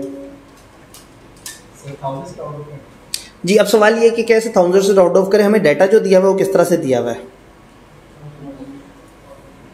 कुछ केजीज, कुछ रेट और जो टोटल दिया था, हमने टोटल तो पकड़े ही नहीं ना किसी जगह, हम तो इंडिविजुअल आइटम पे चले गए। तो मैं जो निकालूंगा वो एब्सोल्यूट जवाब आ रहा होगा। अब सवाल ये कि क्या रुपीज इन 1000 करें या ना करें। मैंने कितनी फिगर्स लिखनी है सामने?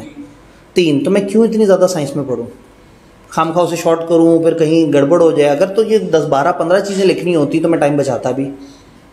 तो 250,317 को 600 से मल्टीप्लाई कर दें। 150 190 200। लेबर की बात करते हैं। Labour working 3।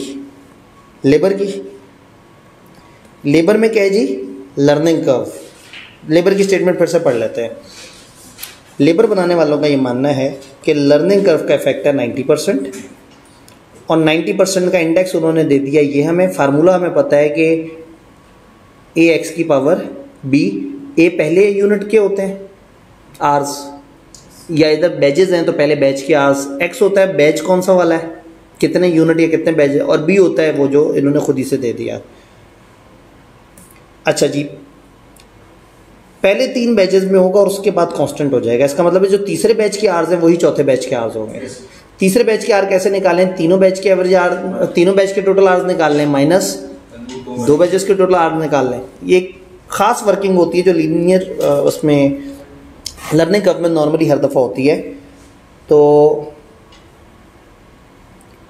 Total cost of first 3 batches. अब आगे मुझे लग रहा है कि मेरे पास लिखने की जगह कम है और फिर आगे जवाब लिखूंगा, खिचड़ी बन जाएगी। नीचे की लाइन में ब्रैकेट लगा दूं। हाँ जी, एवरेज का फार्मूला होता है ना, वो एवरेज का फार्मूला क्या है? ए कितना है? पहले बैच पे आर कितने लग रहे हैं? 4 लग रहे हैं 1 यूनिट पे, और पहले बैच में यूनिट्स कितने हैं? तो पहले बैच पे मेरे आर्स कितने लग रहे होंगे भला? 1 लाख।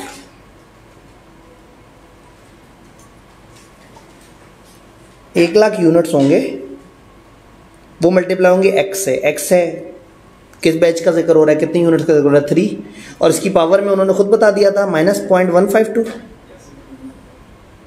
इससे जो जवाब निकलेगा ना फार्मूले से, वो निकलेगा एवरेज, पहले 3 बैचेस की एवरेज निकलेगी। और अगर मैं टोटल निकालना होगा 3 से मल्टीप्लाई कर दो, क्या निकला 253.863। अब आपका दिल कर रहा है पॉइंट बताने का, एक टोटका याद रख लें, केजीज आर्स, ये जब ज़्यादा तादाद में बता रहे हो तो इसको बड़े आराम से राउंड ऑफ कर लें, मत शर्माएं। लेकिन जब पर यूनिट निकाल के कोई चीज़ बताना है, क्योंकि इस पर यूनिट ने पता नहीं कितनी बड़े बड़े आइटम से मल्टीप्लाई होकर कितना आतंक मचाना होता है, पर यूनिट को पॉइंट के बाद 2 डेसिमल तक ले जाया करें, सही है। लेकिन जो टोटल आर्स बताएं, टोटल यूनिट्स बताएं, वो नॉर्मली ज़्यादा होते हैं, इतने 1000 केजी, इतने, उसमें उस पॉइंट्स ने बेचारे ने कोई फ़र्क नहीं करना। लेकिन जो पर यूनिट निकालते हैं ना, वो मल्टीप्लाई होकर बहुत ज़्यादा इन्फ्लेट कर रहा होता है चीज़ों को। साथ साथ तबलीग भी तो जा रही है ना, हमें कहाँ टाइम लगेगा उतना जितना आपको लगना है पेपर में। अच्छा जी, 3 बैचेस की कॉस्ट निकल आई पहले 3 की, और total cost of first 2 batches, सारी चीज़ें ऊपर वाली होंगी, बस क्या होगा 2 मल्टीप्लाई हो जाएगा, यहाँ अंदर भी 2 आ जाएगा और पावर में 152 आ जाएगा। एक भाई कुछ बताना चाह रहे हैं, टोटल बताना चाह रहे हैं, ग्रैंड टोटल बता दें।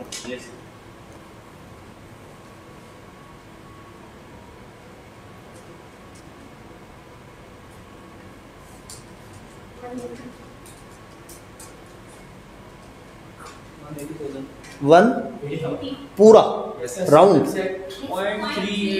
चलें ठीक है, सही है। हाँ, नहीं, कहने का मतलब है कि 180,000 में दरमियान में कोई 100-200 नहीं, 180,000, वाह जी वाह। तो फिर इजाफी कितने लगे? Hours for third unit 70। तो अब इसका मतलब ये है कि पहले 3 बैचेस और फिर 4th बैच, मैं तो शॉर्ट भी कैलकुलेशन कर सकता हूँ, लेकिन दिखाने के लिए हम टोटल बात करें। पहले 3 बैचेस पे कितना लगा हुआ है? 253,863 है, मैं पता है। और चौथे इजाफी बैच पे कितना है? अगर कहानी चौथे से आगे भी चल रही होती तो ये इस वाले को मल्टीप्लाई कर देते उतने बैचेस से। टोटल आर्स बताएं जी। 327726 3 27 7 26, सबका यही है। 3 27 7 26 यहाँ आ गया, और 3 27 7 26 लें जी। एक जगह 300 से मल्टीप्लाई करना और एक जगह 320 से मल्टीप्लाई करना। कितना जी? 983178, सबका यही है। अच्छा, और दूसरे वाले भाई 104,872,3। टोटल सबसे मुश्किल वक्त आ गया है, वो टोटल जो अक्सर हम गलत कर देते हैं।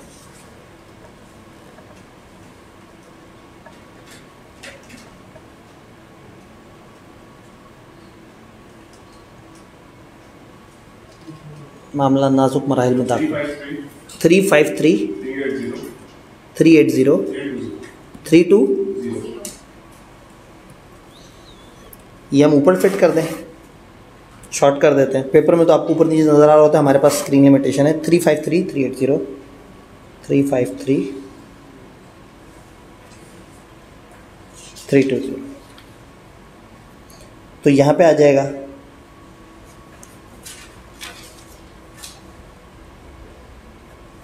और यहाँ दोबारा ना लिखना चाहें तो यहाँ लिख दें इन 200/65। हाँ जी, यानी आसान हल ये है कि आपने इस जवाब को 0.65 से डिवाइड करना है। 5,543,66,20 ये हमारी एक्सपेक्टेड बिड या एक्सपेक्टेड सेलिंग प्राइस आई। लेकिन हमने क्या किया, हमने रेलेवेंट कॉस्ट कंसिडर की है, फिक्स कॉस्ट को बहुत ही नफासत से पी गए। ये कर सकते हैं कि हम अंदाजे की बेस पे फिक्स कॉस्ट निकाल के ऐड करके भी इसमें दिखा दें और एक नोट दे दें एग्जामिनर को कि मुझे पता है फिक्स कॉस्ट है, मुझे निकालनी भी आती है, लेकिन तुमने मिनिमम बिड प्राइस कहा है तो मैं इसलिए उसको इग्नोर कर रहा हूँ। चाहे तो यहाँ नोट दे दें, चाहे तो सवाल ख़त्म होने के बाद ऐसे करके थोड़ा सा वक्फा दे के एक नोट दें ताकि नज़र आए अलग से। We have only considered marginal cost यानी कि variable cost to arrive at minimum bid price.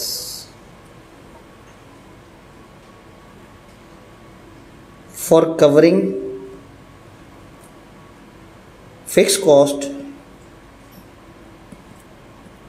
we can also add fixed cost in above calculation using overhead rate of 400 का 20%।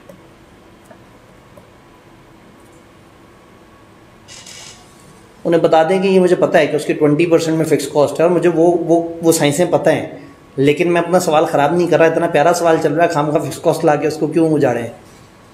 तो ये बेसिकली बात समझ आई। सरप्राइजिंगली इस सवाल ने हमारा टाइम 25 मिनट ले लिया। कहीं 20 नंबर 25 मिनट ले रहे हैं या 20 मिनट 25 मिनट ले रहे हैं और कहीं इस तरह से। आप समझ आया कि मेरे पहले और दूसरे सवाल की सिलेक्शन में वो पहले क्यों था और ये बाद में क्यों था। ये मज़े का सवाल है, खुलता है, इसमें से चीज़ें निकलती हैं, सारा कुछ है। इतना सा सवाल, ये इतना सा लिखा हमने, इसको देखें और उसको देखें, उसमें हमने क्या क्या कुछ लिख दिया था, लेकिन वो सीधा सीधा बस डाटा उठा के आपने फिल इन द ब्लैंक्स करनी थी, बस माल उठा के डालते जाना था, सारा काम उसने खुद कर देना था। इधर सोचना है, सोच के कैलकुलेट करना है, उसे प्रेजेंट करना है, उसको किसी खास अरेंजमेंट में लेके आना है। तो ये सवाल आने के बावजूद भी टाइम ज़्यादा लगेगा। तो पेपर में एट एनी गिवन टाइम वो सवाल जो मुझे आता है मैं बड़े मज़े से करूँगा, और वो जिसमें फॉर्मेट में सीधी सीधी चीज़ें डालता जाऊँगा और नंबर ज़्यादा हैं, तो हम उस सवाल को पहले चूज़ कर सकते हैं। क्लियर? जल्दी से चलते हैं, अब तो हम सवाल कर ही जा रहे हैं। 5वां और 6वां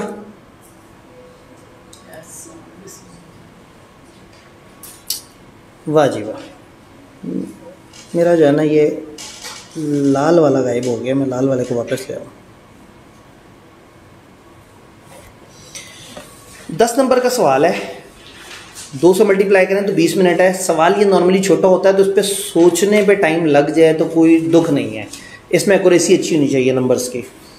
एक कंपनी है, वो 3 प्रोडक्ट्स बना रही है, ए, बी और सी।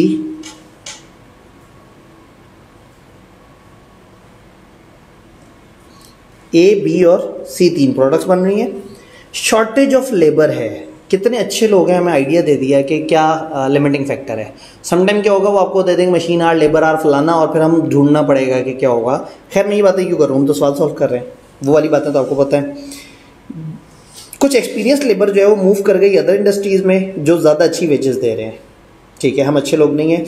बजटेड डाटा से हमें originally available 2 lakh labour hours के मुताबिक दिया हुआ है।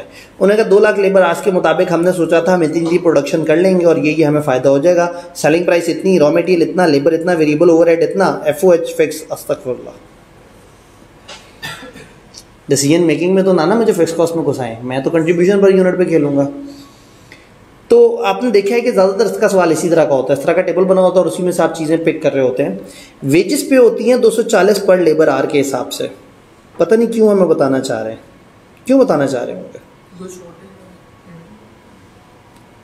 ये लेबर दी हुई है 300 रुपए की, ये लेबर दी हुई है 240 की, ये लेबर दी हुई है 900 रुपए की, और वो कहते हैं 1 घंटा हम 240 रुपए के हिसाब से पे करते हैं। तो इसका मतलब है ये वाले भाई साहब जो 300 रुपए कमा रहे हैं, ये 1 घंटा तो नहीं काम कर रहे। तो इसका मतलब है मैं 300 को डिवाइड करूं 240 से, तो क्या जवाब आया? 1.25। तो 1.25 आवर्स में बनता है ए। बी मैं निकाल लेता हूं, 1 आवर में बनता है। तीसरा एक भाई ने पहले से कहा कि सर मेरी तरफ करेंगे तो 3.75, समझ आई? इसलिए दिया था उन्होंने क्योंकि लिमिटिंग फैक्टर में हमें उसकी यूजेज भी पता होनी चाहिए, और सवाल में सिर्फ रुपए चल रहे थे तो उन्होंने हमें यूजेज दे दी। बहुत अच्छी बात है। Available hours have been reduce to 1,40,000। यहाँ वो वाला वो बनता है स्माइली, ये वाला ना ऐसे करके, वो जो उसमें मुंह खुला का खुला होता है कि यार ये कैसे हो सकता है, ये 10 नंबर का सवाल है, ये कैसे हो सकता है कि ये उन्होंने बता दिया कि इतने आवर्स लिमिटेड हैं और सारा डेटा सामने दे दिया और 10 नंबर का सवाल है और हम आईकेप में बैठे हैं। तो इससे पहले के सवाल कौन से आईकेप में नहीं आए हैं, वो भी आईकेप में आए हैं। असल में आईकेप को नहीं पता कि कोई ना 6 स्टेप्स में कराई जा रहा है। वो सोचते होंगे बच्चा सोचेगा, प्लान करेगा, वर्किंग करेगा। अगेन ऑब्वियसली अगर आप अच्छे तरीके से उसको एक फॉर्मेट पे लेके आते हैं तो आपको आसान लगता है। हो सकता है सबको इतना आसान ना लगाओ, खैर आप लोग तो मंझे हुए लोग हैं। तो हो जाए, फिर हो जाए मुकाबला, असली साफ या गलत वाला साफ, क्या? हाँ जी, सवाल की रिक्वायरमेंट तो पढ़ लें। हम सवाल का फॉर्मेट देख देख के खुश हो ही जा रहे हैं। पता नहीं उन्होंने डिसीजन करवाया भी हमसे या नहीं। Determine product wise profit that KI can earn assuming कि कोई और मैन्युफैक्चरिंग अवेलेबल नहीं है, यानी आप कुछ नहीं कर सकते, जितना बना वही बनाएंगे, बाकी आप रोते रहें बैठ के। प्रोडक्ट वाइज हम कितना प्रॉफिट कमा सकते हैं। प्रोडक्ट वाइज प्रॉफिट का मतलब मुझे पता होना चाहिए प्रोडक्ट वाइज कितने यूनिट्स होंगे, और फिर मैं उससे ये सारी चीज़ें दी हुई हैं, सेलिंग, रॉ मटेरियल, लेबर। लेकिन मैं इतनी मेहनत क्यों करूँ? कंट्रीब्यूशन पर यूनिट निकाली भी होगी, मल्टीप्लाई कर दूंगा यूनिट से और टोटल फिक्स कॉस्ट एंड पे माइनस कर दूं। लेकिन उन्होंने प्रोडक्ट वाइज पूछा है, फिर फिक्स कॉस्ट को भी डिवाइड करना पड़ेगा। ये गंदी बात हो गई। चलो कोई बात नहीं, हमारा क्या जा रहा है। तो सबसे पहले हमने अब डिसीजन मेकिंग करनी है। स्टेप 1 क्या होता है हमारा? Contribution per unit. ये मैं तीनों से जा दूं, A, B, C। Selling price कितनी है जी इनकी? 2,000, 3,000, 5,000। Less variable cost. Variable cost क्या है? Raw material, labour, variable overheads. कितने दिए हुए सवाल ने? 600, 300, 480। एक तरीका ये इन सबको टोटल करूँ, इनका टोटल यहाँ लिखूँ, उसके इर्द गिर्द ब्रैकेट लगाऊँ और 2000 में से वो माइनस करूँ। इतनी अजियत की क्या ज़रूरत है? इन पे ब्रैकेट लगा देता हूँ, समझ आ जाएगा एग्जामिनर को। 3000 में सब क्या क्या माइनस करना है हमने? 1160, 240, 960।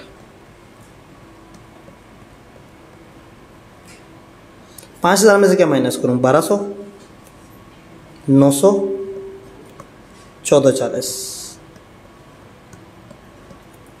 लें जी, वो मुश्किल वक्त आ गया आप लोगों के ऊपर। 620 और 640, 1460 सबका पक्का। तो कंट्रीब्यूशन आ गई, ले लें डिसीजन? नहीं, हमें तो कंट्रीब्यूशन पर लिमिटिंग फैक्टर चाहिए। स्टेप 2 क्या है? लिमिटिंग फैक्टर लिखें वाज़े तरीके से। Limiting factor is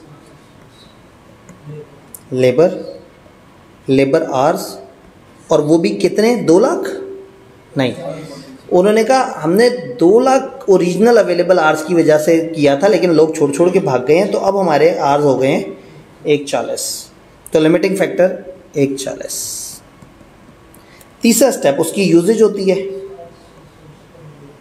usage of limiting factor सवाल में निकाली थी हमने, 1.25, 1 और 1.25। अब जाहिर है पेपर में आपने क्वेश्चन पेपर पे जो कैलकुलेशन की वो तो एग्जामिनर को नहीं नज़र आई, तो फिर हमें यहाँ ब्रैकेट में बताना चाहिए कि ये कैसे आया है। 200, ये 300 को हमने डिवाइड किया था 240 से, ये हमने 240 को 240 से डिवाइड किया था, और ये हमने 900 को डिवाइड किया था। नहीं जी, चौथा कंट्रीब्यूशन पर लिमिटिंग फैक्टर। 620 डिवाइड बाय 1.25 कितना? 517। ये मैं कर देता हूँ 640 जी 389 रैंकिंग सबसे अच्छा कौन, उसके बाद फिर अब बना दें प्रोडक्शन प्लान।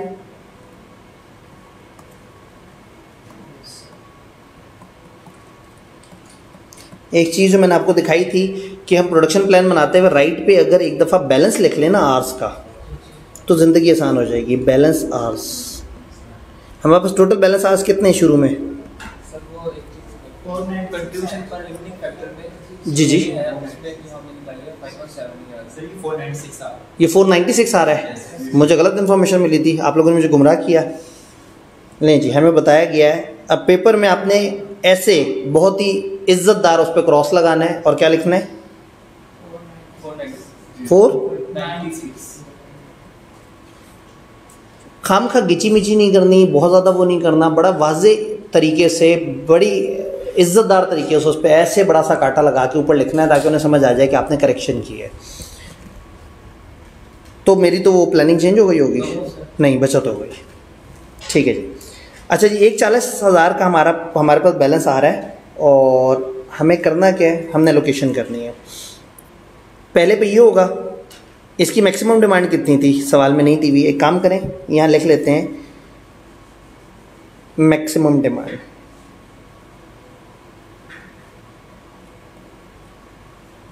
ताकि हमें बार बार सवाल ना देखना पड़े। क्या है जी मैक्सिमम डिमांड? 40,000, 30,000 और 40,000, 30,000, 20,000 ये मैक्सिमम डिमांड है। और जो बैलेंस है हमारे पास आर्स का, लेबर आर्स का, वो 1,40 चल रहा है। इस फॉर्मेट से क्या होगा, आपके आर्स और यूनिट आप साथ साथ मैच करके चल रहे होंगे। सबसे पहले हमने 1 बनाना है 30,000, इसकी कंजम्पशन कितनी है, एक यूनिट कितने आर्स खाता है, एक, तो 30,000 कितने आर्स खा जाएगा, ठीक है। तो अब हम यहाँ लिख दें सबसे पहले प्रोडक्ट बी 30,000 और उसके 30,000 आर्स यहाँ से हम माइनस कर दें और बैलेंस आर्स आ जाए हमारे पास 1,00,000। बी फुल कंप्लीट हो गया। अच्छा, और फिर ए की बारी आएगी, प्रोडक्ट ए। क्या पूरा बन सकता है? 40,000 वो है और एक आर 1.25, 40,000 को 1.25 से करें तो 50 है हमारे पास आर्स हैं अवेलेबल। अब याद रखना है यहाँ से 40,000 लिखना है और उधर माइनस कितने करने हैं। फिर एक काम करें, एक लाइन का गैप दे देते हैं, प्रोडक्ट ए 40,000 इसकी यूनिट बनेंगे और माइनस होंगे, बैलेंस कितना बच गया, तो इसका मतलब अब 60,000 आर्स हम माइनस करेंगे और जो भी होगा वो दे देंगे हम सी को। सी कितने यूनिट वो कंज्यूम करता है आर 3.75, तो 60,000 डिवाइड बाय 3.75 कितने यूनिट बना सकते हैं 16,000। उसके बाद टाइम फिश फारिग हो गए हम। तो ये 40,000 हमने पूरे बना लिए, ये 30,000 हमने पूरे बना लिए और ये बनाए। तो पेपर में ना अगर आप ये राइट पे बैलेंस वाली वर्किंग कर रहे होंगे ना, ज़िंदगी आसान हो जाएगी। वरना क्या होता है, यूनिट्स और आर आपस में मिक्स हो जाते हैं, यूनिट्स की जगह समटाइम बंदा आर्स लिख देता है या कुछ और इस तरह से करके। जी लेफ्ट साइड पे प्रोडक्ट सी, हाँ जी, इन्होंने कहा जी प्रोडक्ट सी यहाँ नहीं लिखा हुआ रहा, ये प्रोडक्ट सी यहाँ लिखा गया। क्या कहा था उन्होंने, प्रॉफिट निकालना है। तो प्रॉफिट निकालने के लिए क्या करना पड़ेगा, एक तरीका ये है कि इन सारे आइटम से मैं मल्टीप्लाई करता चला जाऊं, और एक ही है कि मैं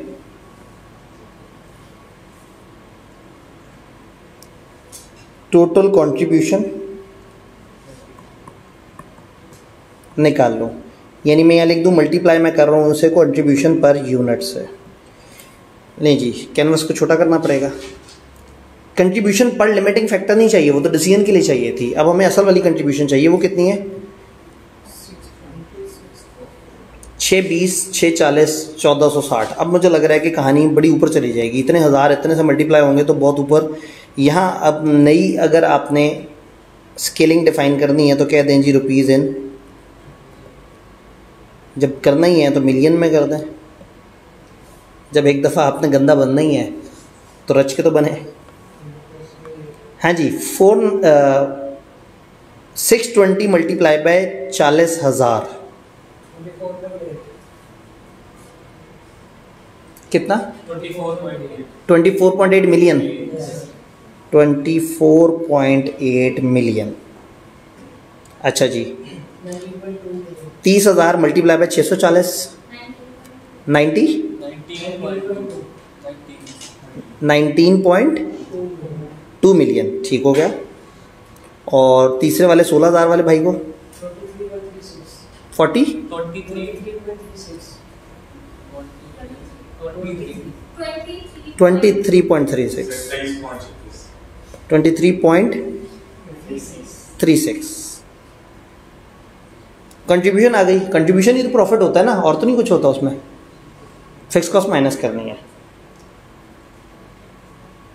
लेस कर दें फिक्स कॉस्ट। मेरा कैनवस इतना छोटा क्यों हुआ है? फिक्स कॉस्ट दी हुई है सवाल ने, पर यूनिट दी हुई है।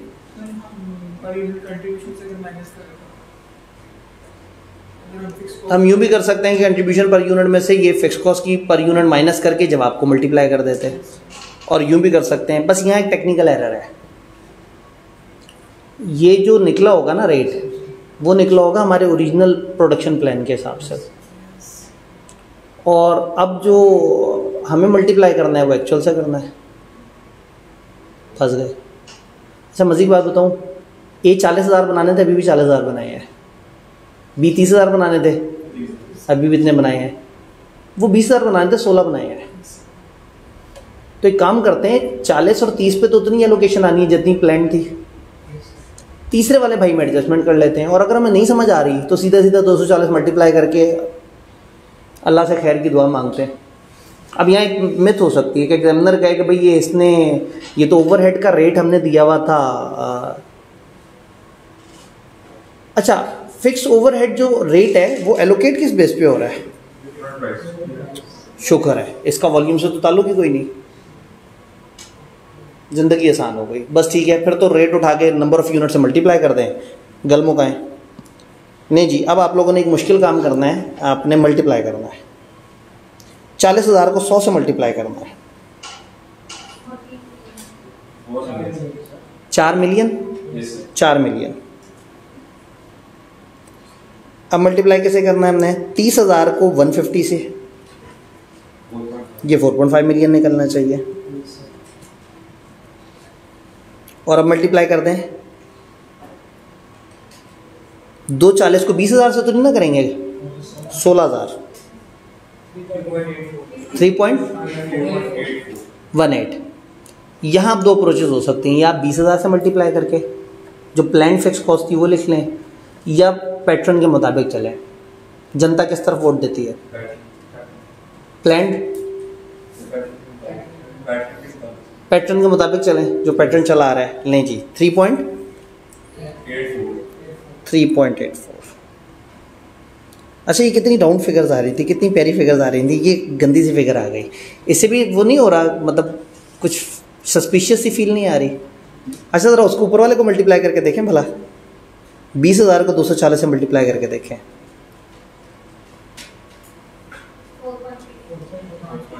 4.8 देखेंगे कितना प्यारा सा आ जाए ना। अब जो है ना, मामला यही है, फिक्स ओवरहेड होते प्लान के मुताबिक हैं, और प्लान हमारा असल था 20,000। तो यहाँ ज़्यादा से ज़्यादा एक गलती हो सकती है, जजमेंटल गलती हो सकती है। ये भाई से मशवरा लेते हैं, ये बाइस्ड ओपिनियन देंगे। वो ये है ना कि फिक्स्ड ओवरहेड्स स्टार्ट में जो होते हैं आपने वो सोचे और आपने प्लान के मुताबिक एलोकेट कर दिया। अब हम होंगे तो वही हम कम नीचे हमारी प्रोडक्शन होती है, लेकिन फिक्स तो उस हिसाब से फिक्स कॉस्ट हमने शुरू में सोच के प्लान के हिसाब से पर यूनिट निकाल लिया होगा तो उतना ही टोटल। अगर मैं इन सारों को 100 और उस रेट से मल्टीप्लाई करूंगा तो असल फिक्स कॉस्ट आएगी। तो फिक्स कॉस्ट में प्लान के मुताबिक चल रहे।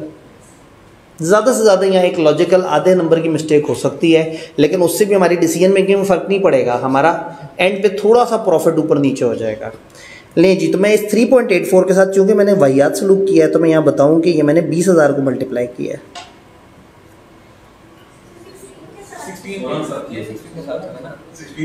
हमने 16,000, अच्छा हाँ ठीक है, सही है, हमने यहाँ 3.84 लिखा हुआ है, सही है। तो मैं बता दूं कि यहाँ हमने किया ये 16,000 के साथ 240 को, ताकि एग्जामिनर को पता लग जाए कि हमने इस ट्रीटमेंट पे किया है। हाँ जी 20.8, और याद रहे कि मैं जनता की ओपिनियन के साथ चल रहा हूँ, मेरा अपना दिल ऊपर वाले से मल्टीप्लाई करने का कर रहा है, लेकिन चलें आपकी मर्ज़ी। 19.2 में से माइनस करें 4.5, 14.7, शुक्र है थोड़ी बहुत मुझे मैथ आती है, नहीं तो 19.2। लो जी, प्रोडक्ट वाइज प्रॉफिट आ गया, लिख दे फखर से, ये है प्रोडक्ट वाइज प्रॉफिट। सवाल इख्तिताम हुआ। प्रोडक्ट वाइज प्रॉफिट निकालें अज्यूमिंग कि कोई मैन्युफैक्चरर अवेलेबल नहीं है। क्वेश्चन 6 इसी से कनेक्टेड है, यानी यूँ समझे इसका पार्ट बी है, एवं उन्होंने ना माहौल बनाने के लिए पार्ट ए पार्ट बी कर देते तो अच्छा लगता। 8 सवाल थे पेपर में, असल में 8 सवाल ही हैं, इन्होंने सिर्फ टाइम गुजारा है। लें जी पार्ट बी बनाने वालों का क्या मानना है? ओह अच्छा, मैंने कहा अभी से अगर वो होंगे तो आज इंतज़ार ज़्यादा करना पड़ जाएगा, क्योंकि 5:45 तक हम जाने की पूरी कोशिश करेंगे जितना हमने खेल लिया। Using information provided in question 5, assume that shortfall would be purchased from another manufacturer at a cost of 80% of current selling price of respective। इतनी सी एडजस्टमेंट बताई है और 7 नंबर का दोबारा से सवाल दे दिया है। वो क्या कह रहे हैं? वो कह रहे हैं क्वेश्चन 5 में जो इन्फॉर्मेशन है उसकी बेस पे एज्यूम करें कि शॉर्टफॉल परचेज हो जाएगी किसी और मैन्युफैक्चरर से at a cost of 80% of, इस वक्त जो सेलिंग प्राइस है हम उसके 80% पे ये चीज़ें मार्केट में किसी और से भी खरीद सकते हैं। अगर जवाब न्यूमेरिकल ना हो ना थ्योरेटिकल हो तो मैं कहूँगा भाई बाहर वाले से खरीदो और बाहर वाले को बेचो, खामखा से आपा पालो ही ना, ट्रेडिंग से कमाओ ना। एक चीज़ पकड़ो 20% ऑफ कीमत पे और 20% प्रॉफिट पे बेच दो, सुकून से घर बैठे रहो, फ़ोन पे सारी डीलिंग करो, ना फैक्ट्री चले, ना बिजली हो, ना प्रॉब्लम हो, ना मैनेजमेंट हो। थ्योरेटिकली जब भी आपसे पूछा जाए तो आप कहेंगे कि बाहर से ख़रीदना हमेशा अच्छा है बनस्बत अपनी मैन्युफैक्चरिंग करने के। कभी मटेरियल महंगा हो गया, कभी लेबर शॉर्ट हो गई, कभी बिजली आ रही है, कभी जनरेटर चला, कभी नहीं चला, तो थ्योरेटिकली बड़ी अच्छी ऑप्शन है। लेकिन न्यूमेरिकली अब हमने देखना है कि प्रॉफिट किस में ज़्यादा है। तो जो हमारे पास शॉर्टेज है हम कवर कर सकते हैं बाहर से, इसका मतलब हमारी प्रोडक्शन हम पूरी कर सकते हैं। अब सवाल ये है कि बाहर से क्या खरीदें, क्यों? कुछ लोगों ने कहा कि सर प्रोडक्ट सी बाहर से खरीद लें। इन्होंने कहा इसलिए कि प्रोडक्ट सी हमारे पास शॉर्ट हो रही थी, यानी जितनी शॉर्ट हो रही है बस बाहर से खरीद लें। तो 4000 यूनिट को मल्टीप्लाई कर दें इससे, जवाब निकालें, 7 नंबर दे देगा ई कैप। कुछ तो वैरायटी होगी ना, कुछ तो गड़बड़ होगी बीच में।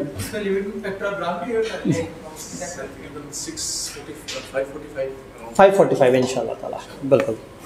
उसको हमारी हार्ड कैप आ जाएगी। मैंने बताया था कि टाइम पूरा हो जाए तो फिर कलम को वहीं तोड़ देना है, तो हम वहाँ पे फिर बंद कर देंगे इंशाल्लाह।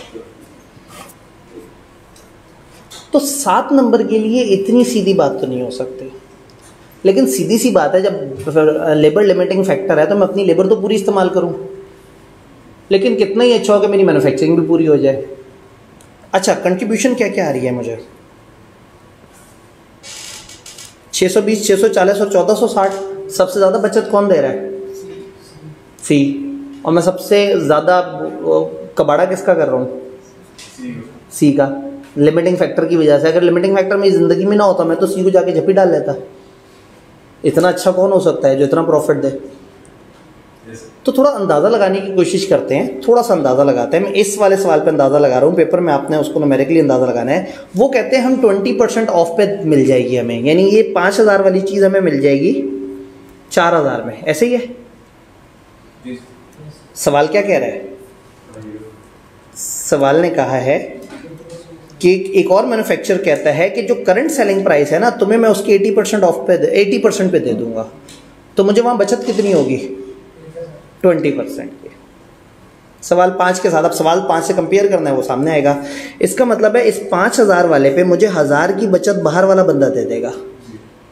इस 3000 पे मुझे कितनी बचत हो जाएगी? 600 की। इस 2000 पे कितनी बचत हो जाएगी?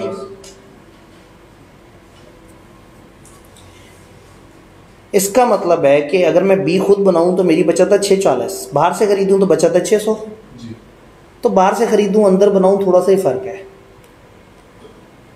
इधर सी खुद बनाऊं तो 460 एक्स्ट्रा बचत है, और बाहर से खरीदने से ज़्यादा बहुत अच्छी ऑप्शन ये वाली है। और प्रोडक्ट ए 220 की, इसका मतलब है प्रोडक्ट बी में बाहर से खरीदने का फ़ायदा है। प्रोडक्ट बी बाहर से खरीदूं क्योंकि बाहर और अंदर की कंट्रीब्यूशन में सिर्फ 40 रुपये का फ़र्क है।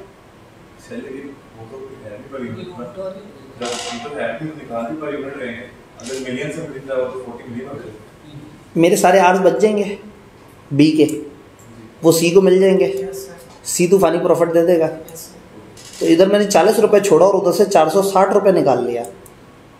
इसका मतलब है, मैं अब बता रहा हूँ कि अब डिसीजन की बेस क्या होगी। सम टाइम अगर वो आपसे कहें कि एक ये लिमिटिंग फैक्टर है, इस तरह से करना है, और वो आपको बताएं कि दूसरी ऑप्शन भी, अब आपके पास 2 ऑप्शंस है, तो आपने दोनों के डिफरेंस इन कंट्रीब्यूशन के ऊपर डील करना है सारा। यानी सारा सवाल वही है, सारे स्टेप्स वही हैं। इस दफ़ा मेरा जो डिसाइडिंग फैक्टर है वो कंट्रीब्यूशन पर लिमिटिंग फैक्टर के बजाय कंट्रीब्यूशन पर डिफरेंस इन लिमिटिंग फैक्टर। पता नहीं मैं बात समझा पाया या नहीं। एक जगह 1460 बचत हो रही है और एक जगह 1000 की बचत हो रही है। 1460 अच्छी बचत है, ये हमें बनाना चाहिए। एक जगह 640 की बचत हो रही है, एक जगह 600 की बचत हो रही है। इतनी सी बचत के लिए मैं क्यों अपने लेबर को झोंकूं? मैं अपनी लेबर उठा के सी को दे दूं ना। तो इसका मतलब है मुझे बचत को निकालना है, बचत को एज अ परसेंटेज। अब प्रॉब्लम ये कि यहाँ 40 की बचत है लेकिन 1 आर बचता है, उधर 460 की बचत है 3.75 लेबर आवर्स पर, तो भी अच्छी बचत है। यहाँ 40 रुपये और 1 लेबर आवर, और वहाँ 460 रुपये और 3.25 लेबर आवर्स, तो भी पर लेबर आवर 100 से ऊपर की बचत है। इसका मतलब है क्या मैन्युफैक्चर करूं और क्या बाहर से खरीदूं, ये डिपेंड करता है इन दोनों के डिफरेंस के ऊपर। डिफरेंस के बाद और फिर डिफरेंस को लिमिटिंग फैक्टर के हिसाब से तोल ले। तो इस सवाल में सब कुछ वही है, सिर्फ ये कहानी डिफरेंट तरीके से स्टार्ट होगी।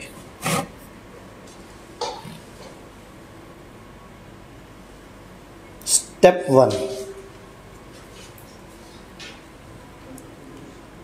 कंट्रीब्यूशन पर यूनिट नहीं, difference in contribution per unit.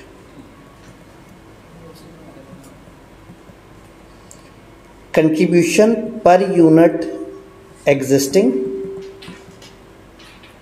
लिख दें क्वेश्चन 5। वही ए, वही बी और वही एग्जिस्टिंग। कितनी कंट्रीब्यूशन पर यूनिट निकाली थी हमने भला? 6 20 6 40 14 60। याद रहेगा आपको? 6 20 6 40 14 60। और कंट्रीब्यूशन इफ परचेज्ड आउटसाइड, वो है हमारी 20% ऑफ सेलिंग। यहाँ जगह नहीं है, कोई बात नहीं, नीचे कुछ नहीं ना लिखा हुआ, यहाँ लिख दें 20% ऑफ सेलिंग प्राइस। सवाल ऊपर दिया हुआ है, नहीं सवाल पीछे दिया हुआ है। आपका सवाल सामने होगा, मैं भी सवाल सामने निकाल के रख लेता हूँ। मैं भी इक्वल एच पे आ गया। 2000 3000 और 5000 इनके 20% लेने हैं। कितना हो गया? 400 600 1000। डिफरेंस इन कंट्रीब्यूशन,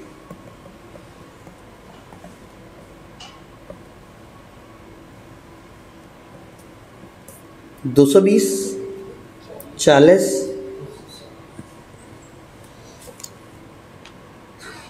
इसका मतलब है बाहर की तरफ ना जाऊं और मैन्युफैक्चरिंग करूं तो सी में सबसे ज़्यादा बचाता है, बी में सबसे कम बचाता है। तो जो मुझे सबसे कम बचत दे रहा है उस पर मैं क्यों अपने आर्स ज़ाया करूं? मैं बाहर मार्केट से ले लूं, थोड़ा सा फर्क पड़ेगा, लेकिन हमने पर लेबर निकालना है तो फिर हमें पता लगेगा, पर यूनिट से तो नहीं पता लगेगा। तो पहला स्टेप हो गया डिफरेंस इन कंट्रीब्यूशन। अब सारे स्टेप को आपने कंट्रीब्यूशन के बजाय डिफरेंस इन कंट्रीब्यूशन पर जाना है। सेकेंड स्टेप क्या होता था हमारा? Limiting factor. लिमिटिंग फैक्टर अभी भी हमारा लेबर ही है और अभी भी उसकी 1,40,000 आवर्स अवेलेबल हैं, लेकिन हम जो गैप है, gap can be purchase from market. यानी हम बता रहे हैं कि लिमिटिंग फैक्टर है, लेकिन अब इतनी टेंशन नहीं है। अच्छा जी, यूजेज क्या लिमिटिंग फैक्टर का आप जानते हैं? पहले कितने कितने थे?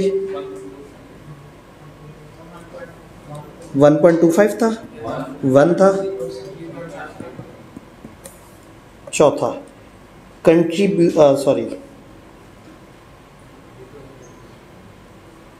डिफरेंस इन कंट्रीब्यूशन पर लिमिटिंग फैक्टर।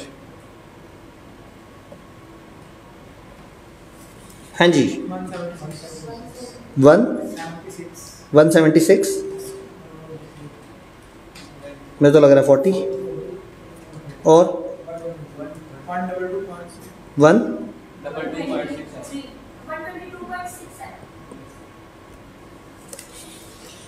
जो अपेरेंटली देखने में 460 हमें मज़ेदार लग रहा था, 220 ज़्यादा मज़े का है, क्योंकि ये 1.25 घंटे में और वो 3.25 घंटे में उतनी बचाता है। तो अब अगर मैं रैंकिंग बनाऊं, सबसे अच्छा, फिर सीधी सी बात है, इसके साथ ऐसे ही होना था। तो अब मेरा प्रोडक्शन प्लान,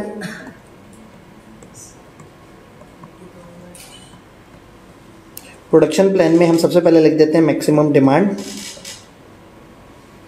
सवाल में दी हुई है 40,000। मैंने इसे बड़ा तो नहीं किया हुआ? नहीं, 40,000, 30,000 और 20,000।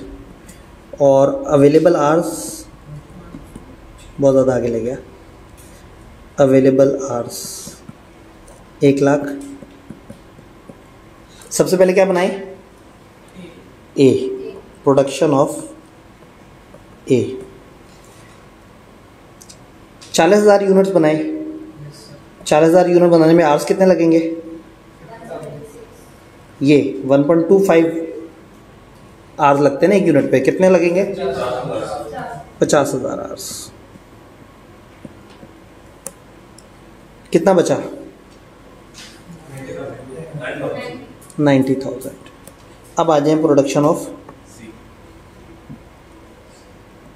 सी, सेकंड बेस्ट प्रेफरेंस। उसके कितने यूनिट है मैक्सिमम? 20,000। एक यूनिट कितने आर खाता है? ज़रा रफली देखें, बनती है गुंजाइश? 90 के अंदर अंदर हो जाएगा। बताएं जी, फिर 20,000 यूनिट यहाँ पे लग जाएंगे और यहाँ कितने आवर्स माइनस होंगे?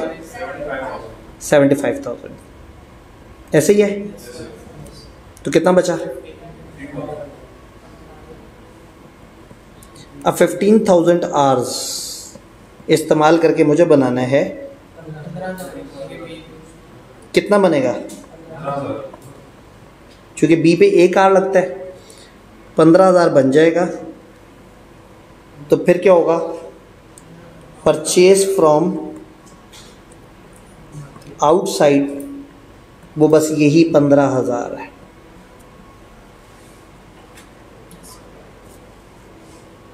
बात समझ आई? सवाल ने क्या कहा है? क्वांटिटीज बताएं। अरे वाह, शुगर प्रॉफिट का नहीं वो कहा, नहीं तो खामखा ना फिर हमें वो देखना पड़ता है कि किसको किस रेट से मल्टीप्लाई करें। उन्होंने कहा था बताओ क्वांटिटीज बताओ हर प्रोडक्ट की जो इंटरनली प्रोड्यूस होनी चाहिए। तो अब एंड पे आखिरी रिक्वायरमेंट में लिख दूं, therefore following quantities should be produced internally. हम नेचुरली रिएक्ट कर रहे हैं, जैसे जैसे आगे जाएं बच्चे की राइटिंग ख़राब होती जा रही होती है, वक्त कम होता है, प्रेशर ज़्यादा होता है। प्रोडक्ट ए, प्रोडक्ट बी और प्रोडक्ट सी, ऑल दो सामने लिखा हुआ है, लेकिन मैं उन्हें कह रहा हूँ कि यार देखो तुमने नंबर ज़्यादा दिए हैं, जाओ तुम्हारा ज़रा ख्याल कर लेते हैं। 40,000, 15,000 और तीसरे वाले भाई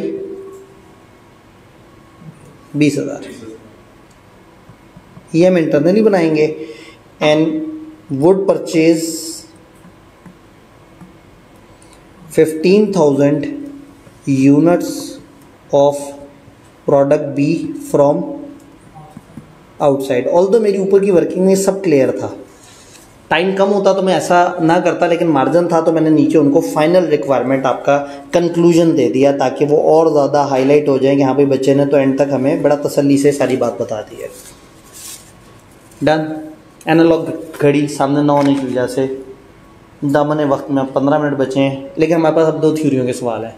इसका मतलब हमारे 3 सवाल जो है ना वो बेचारे फंस गए। कोई बात नहीं, हो सकता है उन 3 सवालों से पहले हम पास हो जाएं। Think positive. 3 अच्छे करने होते हैं, हमने तो तूफानी कर दिए हैं।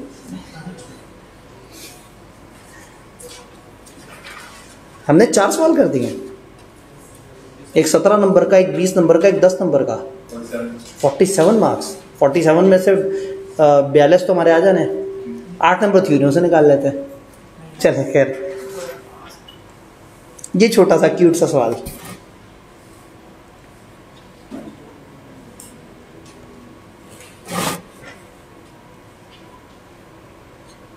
नहीं जी, non financial consequences of safety stock is not maintained by entity. Safety stock अगर एंटिटी मेंटेन नहीं कर रही तो फाइनेंशियल कॉन्सिक्वेंसेज होते हैं, हमारा स्टॉक आउट हो जाता है, हमें पैसे पड़ते हैं फलाना। लेकिन वो क्या कह रहे हैं, नॉन फाइनेंशियल कॉन्सिक्वेंसेज, रुपए पैसे वाले नहीं, बाकी। तो रुपए पैसे के अलावा और मसला क्या होता है भाई? सेफ्टी स्टॉक आपके पास नहीं पड़ा हुआ, कस्टमर आ रहा है कह रहा है मुझे सीट चाहिए, हम कह रहे हैं भाई सीटें फुल हो गई हैं, हमने कमरे में सेफ्टी सीटें ही नहीं रखी। आजकल हमारे साथ हो रहा है, बच्चे आके कह रहे हैं जी सीट, हम कहते हैं जी क्या करें कमरा, वो कहते हैं जी आपने एक्स्ट्रा कुर्सियां रखनी थी, बेंच डाल देते, ऐसे कर देते। खैर सेफ्टी स्टॉक अगर नहीं है तो कस्टमर डिस्टर्ब हो रहा है, गुडविल खराब हो रही है, और मेरे पास सेफ्टी स्टॉक क्या है, एहतियातन स्टॉक लीड टाइम में काम आएगा, लीड टाइम में प्रोडक्शन चलेगी। अच्छा सेफ्टी स्टॉक नहीं पड़ा हुआ, लेबर फारिग बैठे हुए, और क्या क्या हो सकता है?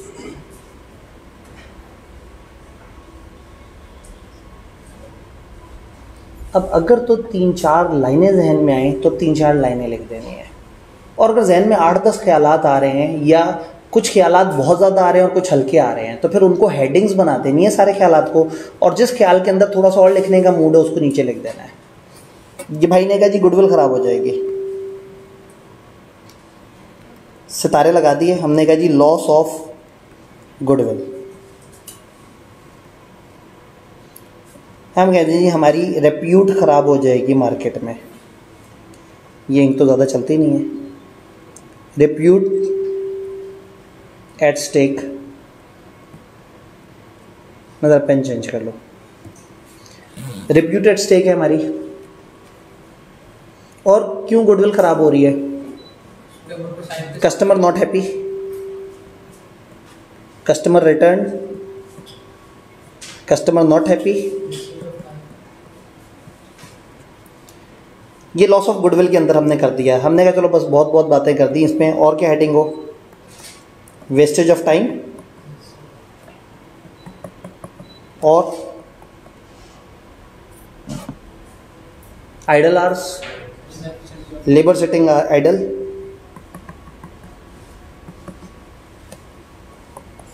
Bad budgeting.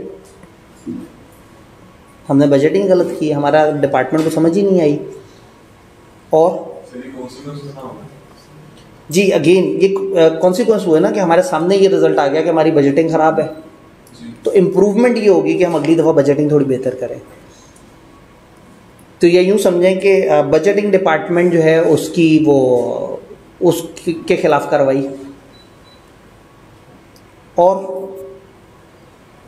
हमने ये 5 नंबर और इसको 1.5 से मल्टीप्लाई करके 7.5 मिनट से ज़्यादा नहीं सोचना। और अभी 2-3 मिनट ही हुए। अगर इस तरह का सवाल हो, छोटे छोटे जुमले बनाएं और बहुत सारे जुमले बनाते हैं।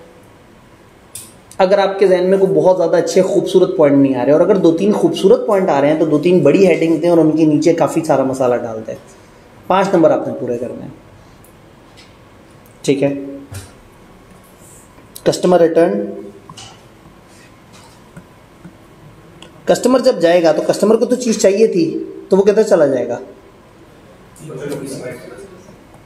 कंपेटिटर्स गेटिंग एडवांटेज,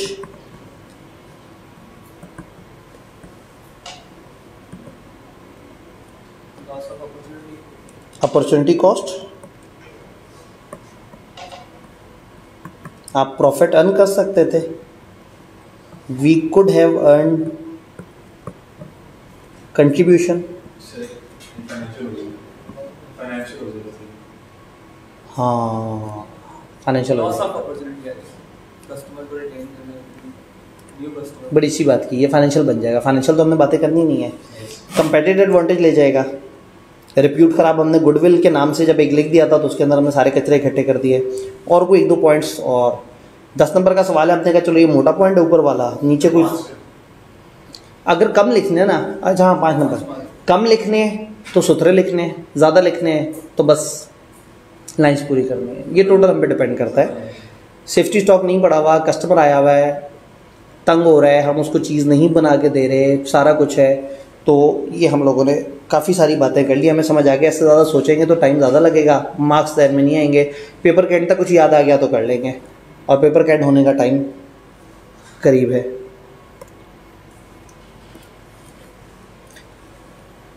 एक 1% लोगों ने यह सवाल पास किया था, 1%, 1।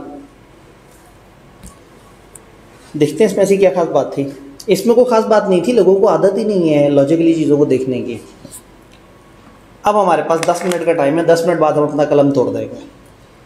3 सवाल हमारे नहीं हो सकेंगे, उसमें एक ओवरहेड का सीधा सवाल है, 2 वो गंदे वाले सवाल है, तो फिर आपको तसल्ली से बनी हुई प्यारी सी वीडियो उसके ऊपर वो हो जाएगी। ऐसा नहीं है कि मेरा प्लान नहीं था। ये देखें, ये रात बैठ के मैंने सारे सवाल हाथ से किए। मैं सोचा ज़रा ये सवाल मैंने पूरे सेशन एंड तक नहीं देखे थे, मेरा ख्याल था मैं आखिरी दिन ही बैठ के खुद करूँगा सारे, तो ये रात सारे सवाल किए हैं बैठ के। और अल्लाह का शुक्र है कि एक सवाल में कोई एक छोटा सा एरर आया, बाकी सारे सही थे, वो भी कैलकुलेटर का एरर था।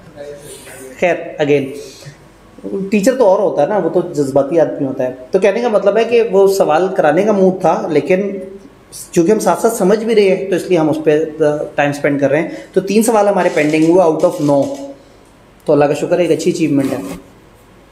हाँ जी, Faiza company office furniture produce करती है और रिसेंटली एक एस्टेब्लिश किया है एक मैनेजमेंट अकाउंटिंग डिपार्टमेंट, और सलमान को हायर किया है कि वो उसे लीड करे।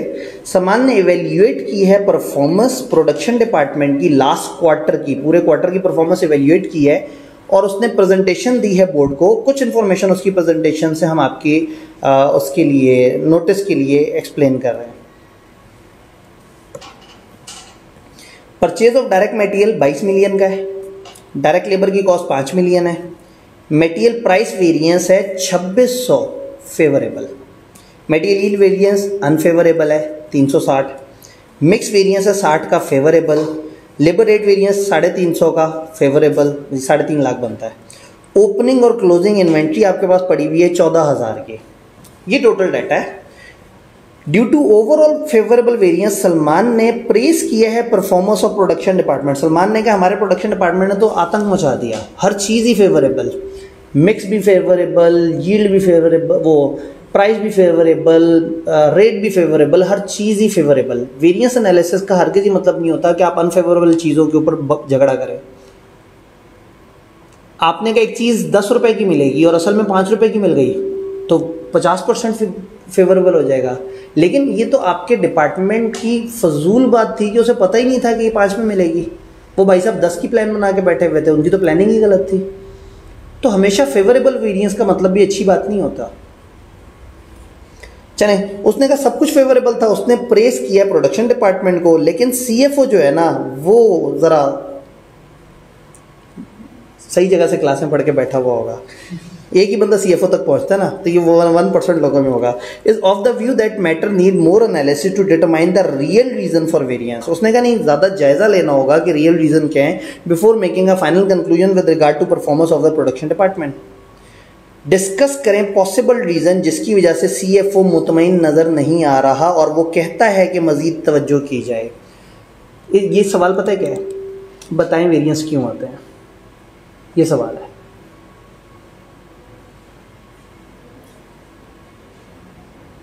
सवाल एग्जैक्टली यही है, बोला नहीं उन्होंने। वो कह रहे हैं कि एक जगह बहुत सारे वेरिएंस आए हैं और चूंकि ज़्यादातर फेवरेबल है तो एक बंदा तालियां बजा रहा है कि ज़बरदस्त हो गया सब फेवरेबल। एक बंदा कह रहा है यार दिमाग को हाथ मारो, कर क्या रहे हो, ऐसे थोड़ी होता है। तो वो क्यों ऐसा कह रहा है? इसलिए कि उसे वेरिएंस का पता है। तो अब आपने बताना है कि वेरिएंस क्या भला है और क्यों होते हैं और क्यों इस वक्त हमें खुश नहीं होना चाहिए, हमें दुखी होना चाहिए। इसका मतलब आप लाइन बाय लाइन हर चीज़ पे तबसरा भी कर सकते हैं। सबसे पहले आप ये कहें कि एक वेरिएबल के फेवरेबल होने का ये मतलब हरगिज़ नहीं है कि वी आर वेरी करेक्ट। इसका मतलब है हमारी बजटिंग गलत हुई है, हमने स्टैंडर्ड कॉस्ट गलत निकाली थी, हमने स्टैंडर्ड मिक्स गलत निकाला था, हमने एंटिसिपेट गलत किया था, हमारे मसले गलत थे। तो सबसे पहले एक तबसरा किया जा सकता है कि फेवरेबल वेरिएंस का हरगिज़ मतलब एक अच्छाई वाली बात नहीं है। फेवरेबल का मतलब है आपको बेनिफिट हो गया, लेकिन अगर इतना बड़ा फेवरेबल वेरिएंस होगा तो इसका मतलब है कि आपकी जो कॉस्टिंग की कैलकुलेशन थी, जो आपके एनालिसिस थे, जो आपकी वर्किंग थी, वो सही नहीं बनी हुई थी। क्लियर? फिर एक एक करके ज़रा बात करते हैं। आपकी जो ओवरऑल परचेज है, ये क्वार्टर का डाटा है ना, क्वार्टर की परचेज कितनी है?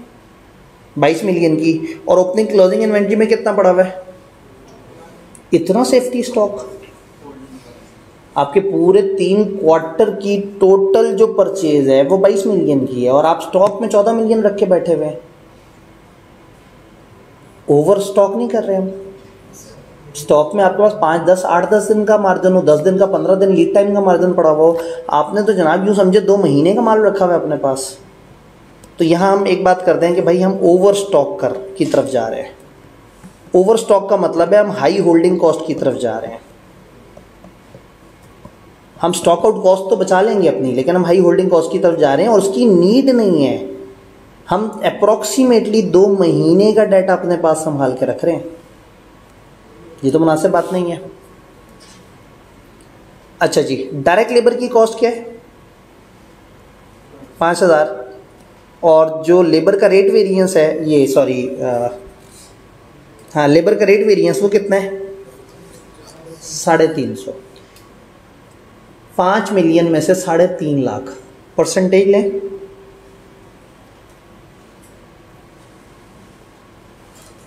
7%।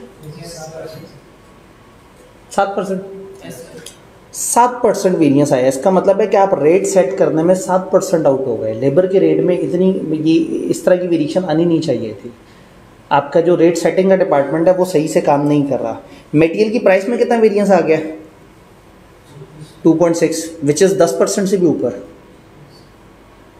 तो फेवरेबल भी है तो भी मुझे अच्छा नहीं लग रहा, क्योंकि ये ऐसे नहीं होना चाहिए। मतलब इतना बड़ा आप सेट कैसे कर सकते हैं कि आप रेट ज़्यादा सेट कर दें? और नॉर्मली चीज़ें महंगाई की तरफ ज़्यादा जाती हैं, सस्ताई की तरफ कहाँ से चली गई? एनालिसिस होने की ज़रूरत है कि क्या मार्केट में लोगों ने तूफ़ानी डिस्काउंट देने शुरू कर दिए? हुआ क्या? चीज़ें किस तरफ गई? मैं ऑनलाइन वाले भी सोच रहे होंगे हमारी तरफ नहीं देख रहे, पता नहीं कहाँ देखी जा रहे हैं। अच्छा जी, और क्या है? यील्ड वेरिएंस अनफेवरेबल है। ये भी बुरी बात है। इसका मतलब है कि जितना आपको आउटपुट निकालना है, जितना आप कहते हैं उतना नहीं निकल पा रहा है। इसका मतलब है आपकी वेस्टेजेस हो रही हैं।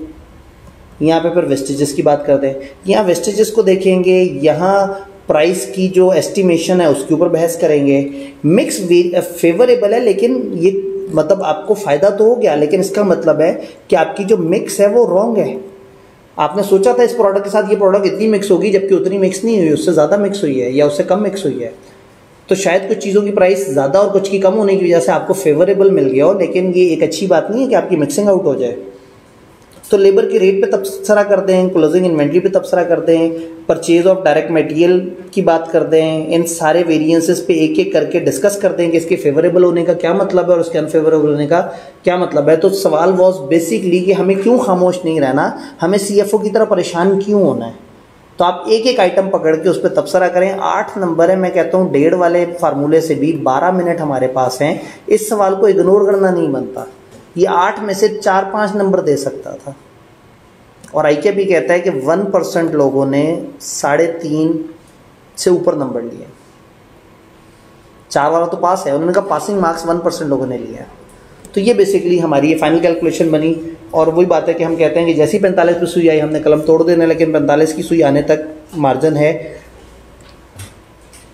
अब ऐसे में अगर आप पेपर में बैठे होते और आपके पास रह जाते हैं सिर्फ 15-16 मिनट, आप जल्दी से आते अपने ओवरहेड वाले सवाल की तरफ और इसको सामने लिख के और जल्दी से इसमें फिगर्स डालना शुरू कर देते हैं।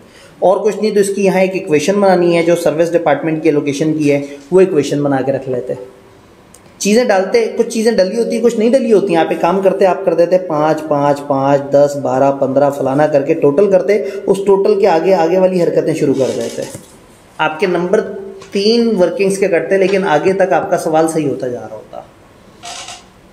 जब कम वक्त है तो भागना नहीं है, फिर उस वक्त कुछ ना कुछ कचरा में जाना है, कुछ ना कुछ जहाँ जो फिगर मिल रही है उसे मिलते जाएं, जो नहीं है कम से कम टोटल करें, फॉर्मेट में लेके आएँ, उससे अगला काम करें। आपको ये एलोकेशन करनी आती है, ये वाली इक्वेशन बना के, तो ये अमाउंट अगर मेरी गलत आई हुई है ग्रैंड टोटल, तो भी मेरी एलोकेशन तो गलत नहीं होगी।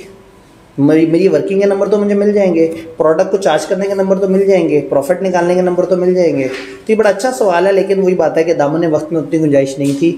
तो आप लोगों ने बड़ा भरपूर साथ दिया थ्रू आउट इस सेशन।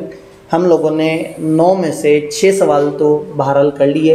ये सवाल थोड़ा सा डिसेंट हो जाता थ्योरी वाला अगर टाइम का मार्जिन होता, लेकिन पेपर में आपका 3.25 घंटे होते हैं, मेरे पास से 2 घंटे, और मैंने तबसरा भी करना था, साथ साथ बातचीत भी करनी थी। तो सारी बातें याद है। लास्ट डे से रिलेटेड, पेपर से पिछले दिन नींद पूरी करनी है, नाश्ता करके जाना है, सुबह टाइम से 20-25 मिनट पहले पहुंचना है, इजी होके, कैलकुलेटर लाजमी लेके जाना है, अजम्पशंस गिलास पानी पीना है, पेपर के दौरान जहां फंसे अजम्पशन लेके आगे जाना है, परफेक्शन नहीं, सवाल से प्यार नहीं करना, और जब अपर कैप आ जाए तो आपने छोड़ देना है, गोली मार देनी है उसे, आगे चल पड़ना है। और आखिरी 10-12 मिनट में थोड़े से वो सवाल जो नहीं भी आते ना, उसमें घुस के थोड़े से उसमें से 1-1, 2-2 नंबर निकालने की कोशिश करनी है। हर स्टेप के, हर वर्किंग के नंबर हैं। तो ये सारी चीज़ें जहन में आप रखेंगे, स्टेप बाय स्टेप अप्रोच। अब रिवीजन कैसे करनी है, हर चैप्टर जो है उसको जल्दी से उसकी रिवीजन वीडियो देखी, हमने जो सवाल कराए हैं, पहले जो सवाल क्लास में हुए वो किए, और फिर जो इजाफी सवाल मैंने आपको बताया, जो रिवीजन के 65 सवाल हैं जो पूरे महीने पे आपने स्प्रेड करके वो करने हैं। आपके लिए नए सवाल हैं 33 और 32 सवाल हुए हैं जो आपके देखे हुए आएंगे। व्हाट्सएप ग्रुप में मैं साथ साथ भी बताता जाऊंगा, और गूगल ड्राइव में जो हमारे जैसे आज के 3 सवाल मिसिंग है या इस तरह से जो मिसिंग चीज़ें हैं वो मैं साथ साथ अपलोड करता रहूँगा। तो आप लोगों ने आखिरी टाइम तक बड़े हिम्मत हौसले से बर्दाश्त किया। कॉस्ट लॉजिक है, ये रटा नहीं है। जब ये सोच लेंगे ना तो थ्योरी वाले सवाल भी पेपर में बड़े अच्छे तरीके से हो जाएंगे। तो बस हौसले के साथ चीज़ों को लेके चलना है। 3 सवाल बहुत अच्छे का मतलब है पेपर बहुत अच्छा जा रहा है, आपने मायूस नहीं होना। और हमने देखा है 55% जिस पेपर में रिजल्ट है उसमें भी 3 अच्छे सवाल किए थे लोगों ने 9 में से, इसी पेपर में। इतने 2 बड़े गंदे सवालों के बावजूद भी ये पेपर 55% लोगों ने पास किया। इसका मतलब है कि थोड़े से नंबर लेते हुए वो आगे जाते जा रहे हैं, उनका फ़ायदा हो गया। तो आप लोगों का बहुत बहुत शुक्रिया, आप लोगों ने सब्र और इस्तकामत से एंड तक साथ दिया। तो इंशाअल्लाह ताला अल्लाह करे आप लोगों से कॉस्ट अकाउंटिंग में दोबारा मुलाकात ना हो, किसी और सब्जेक्ट में, किसी और रिवीजन क्लास में, किसी और तरीके से आपसे मुलाकात हो। तो अपना ख्याल रखिएगा, दवाइयाँ वक्त लेते रहिएगा। इंशाअल्लाह ताला मिलते हैं। अब IQ वालों से मैं रिक्वेस्ट करता हूँ कि ज़रा क्लोजिंग जो उनके वो बातें होती हैं।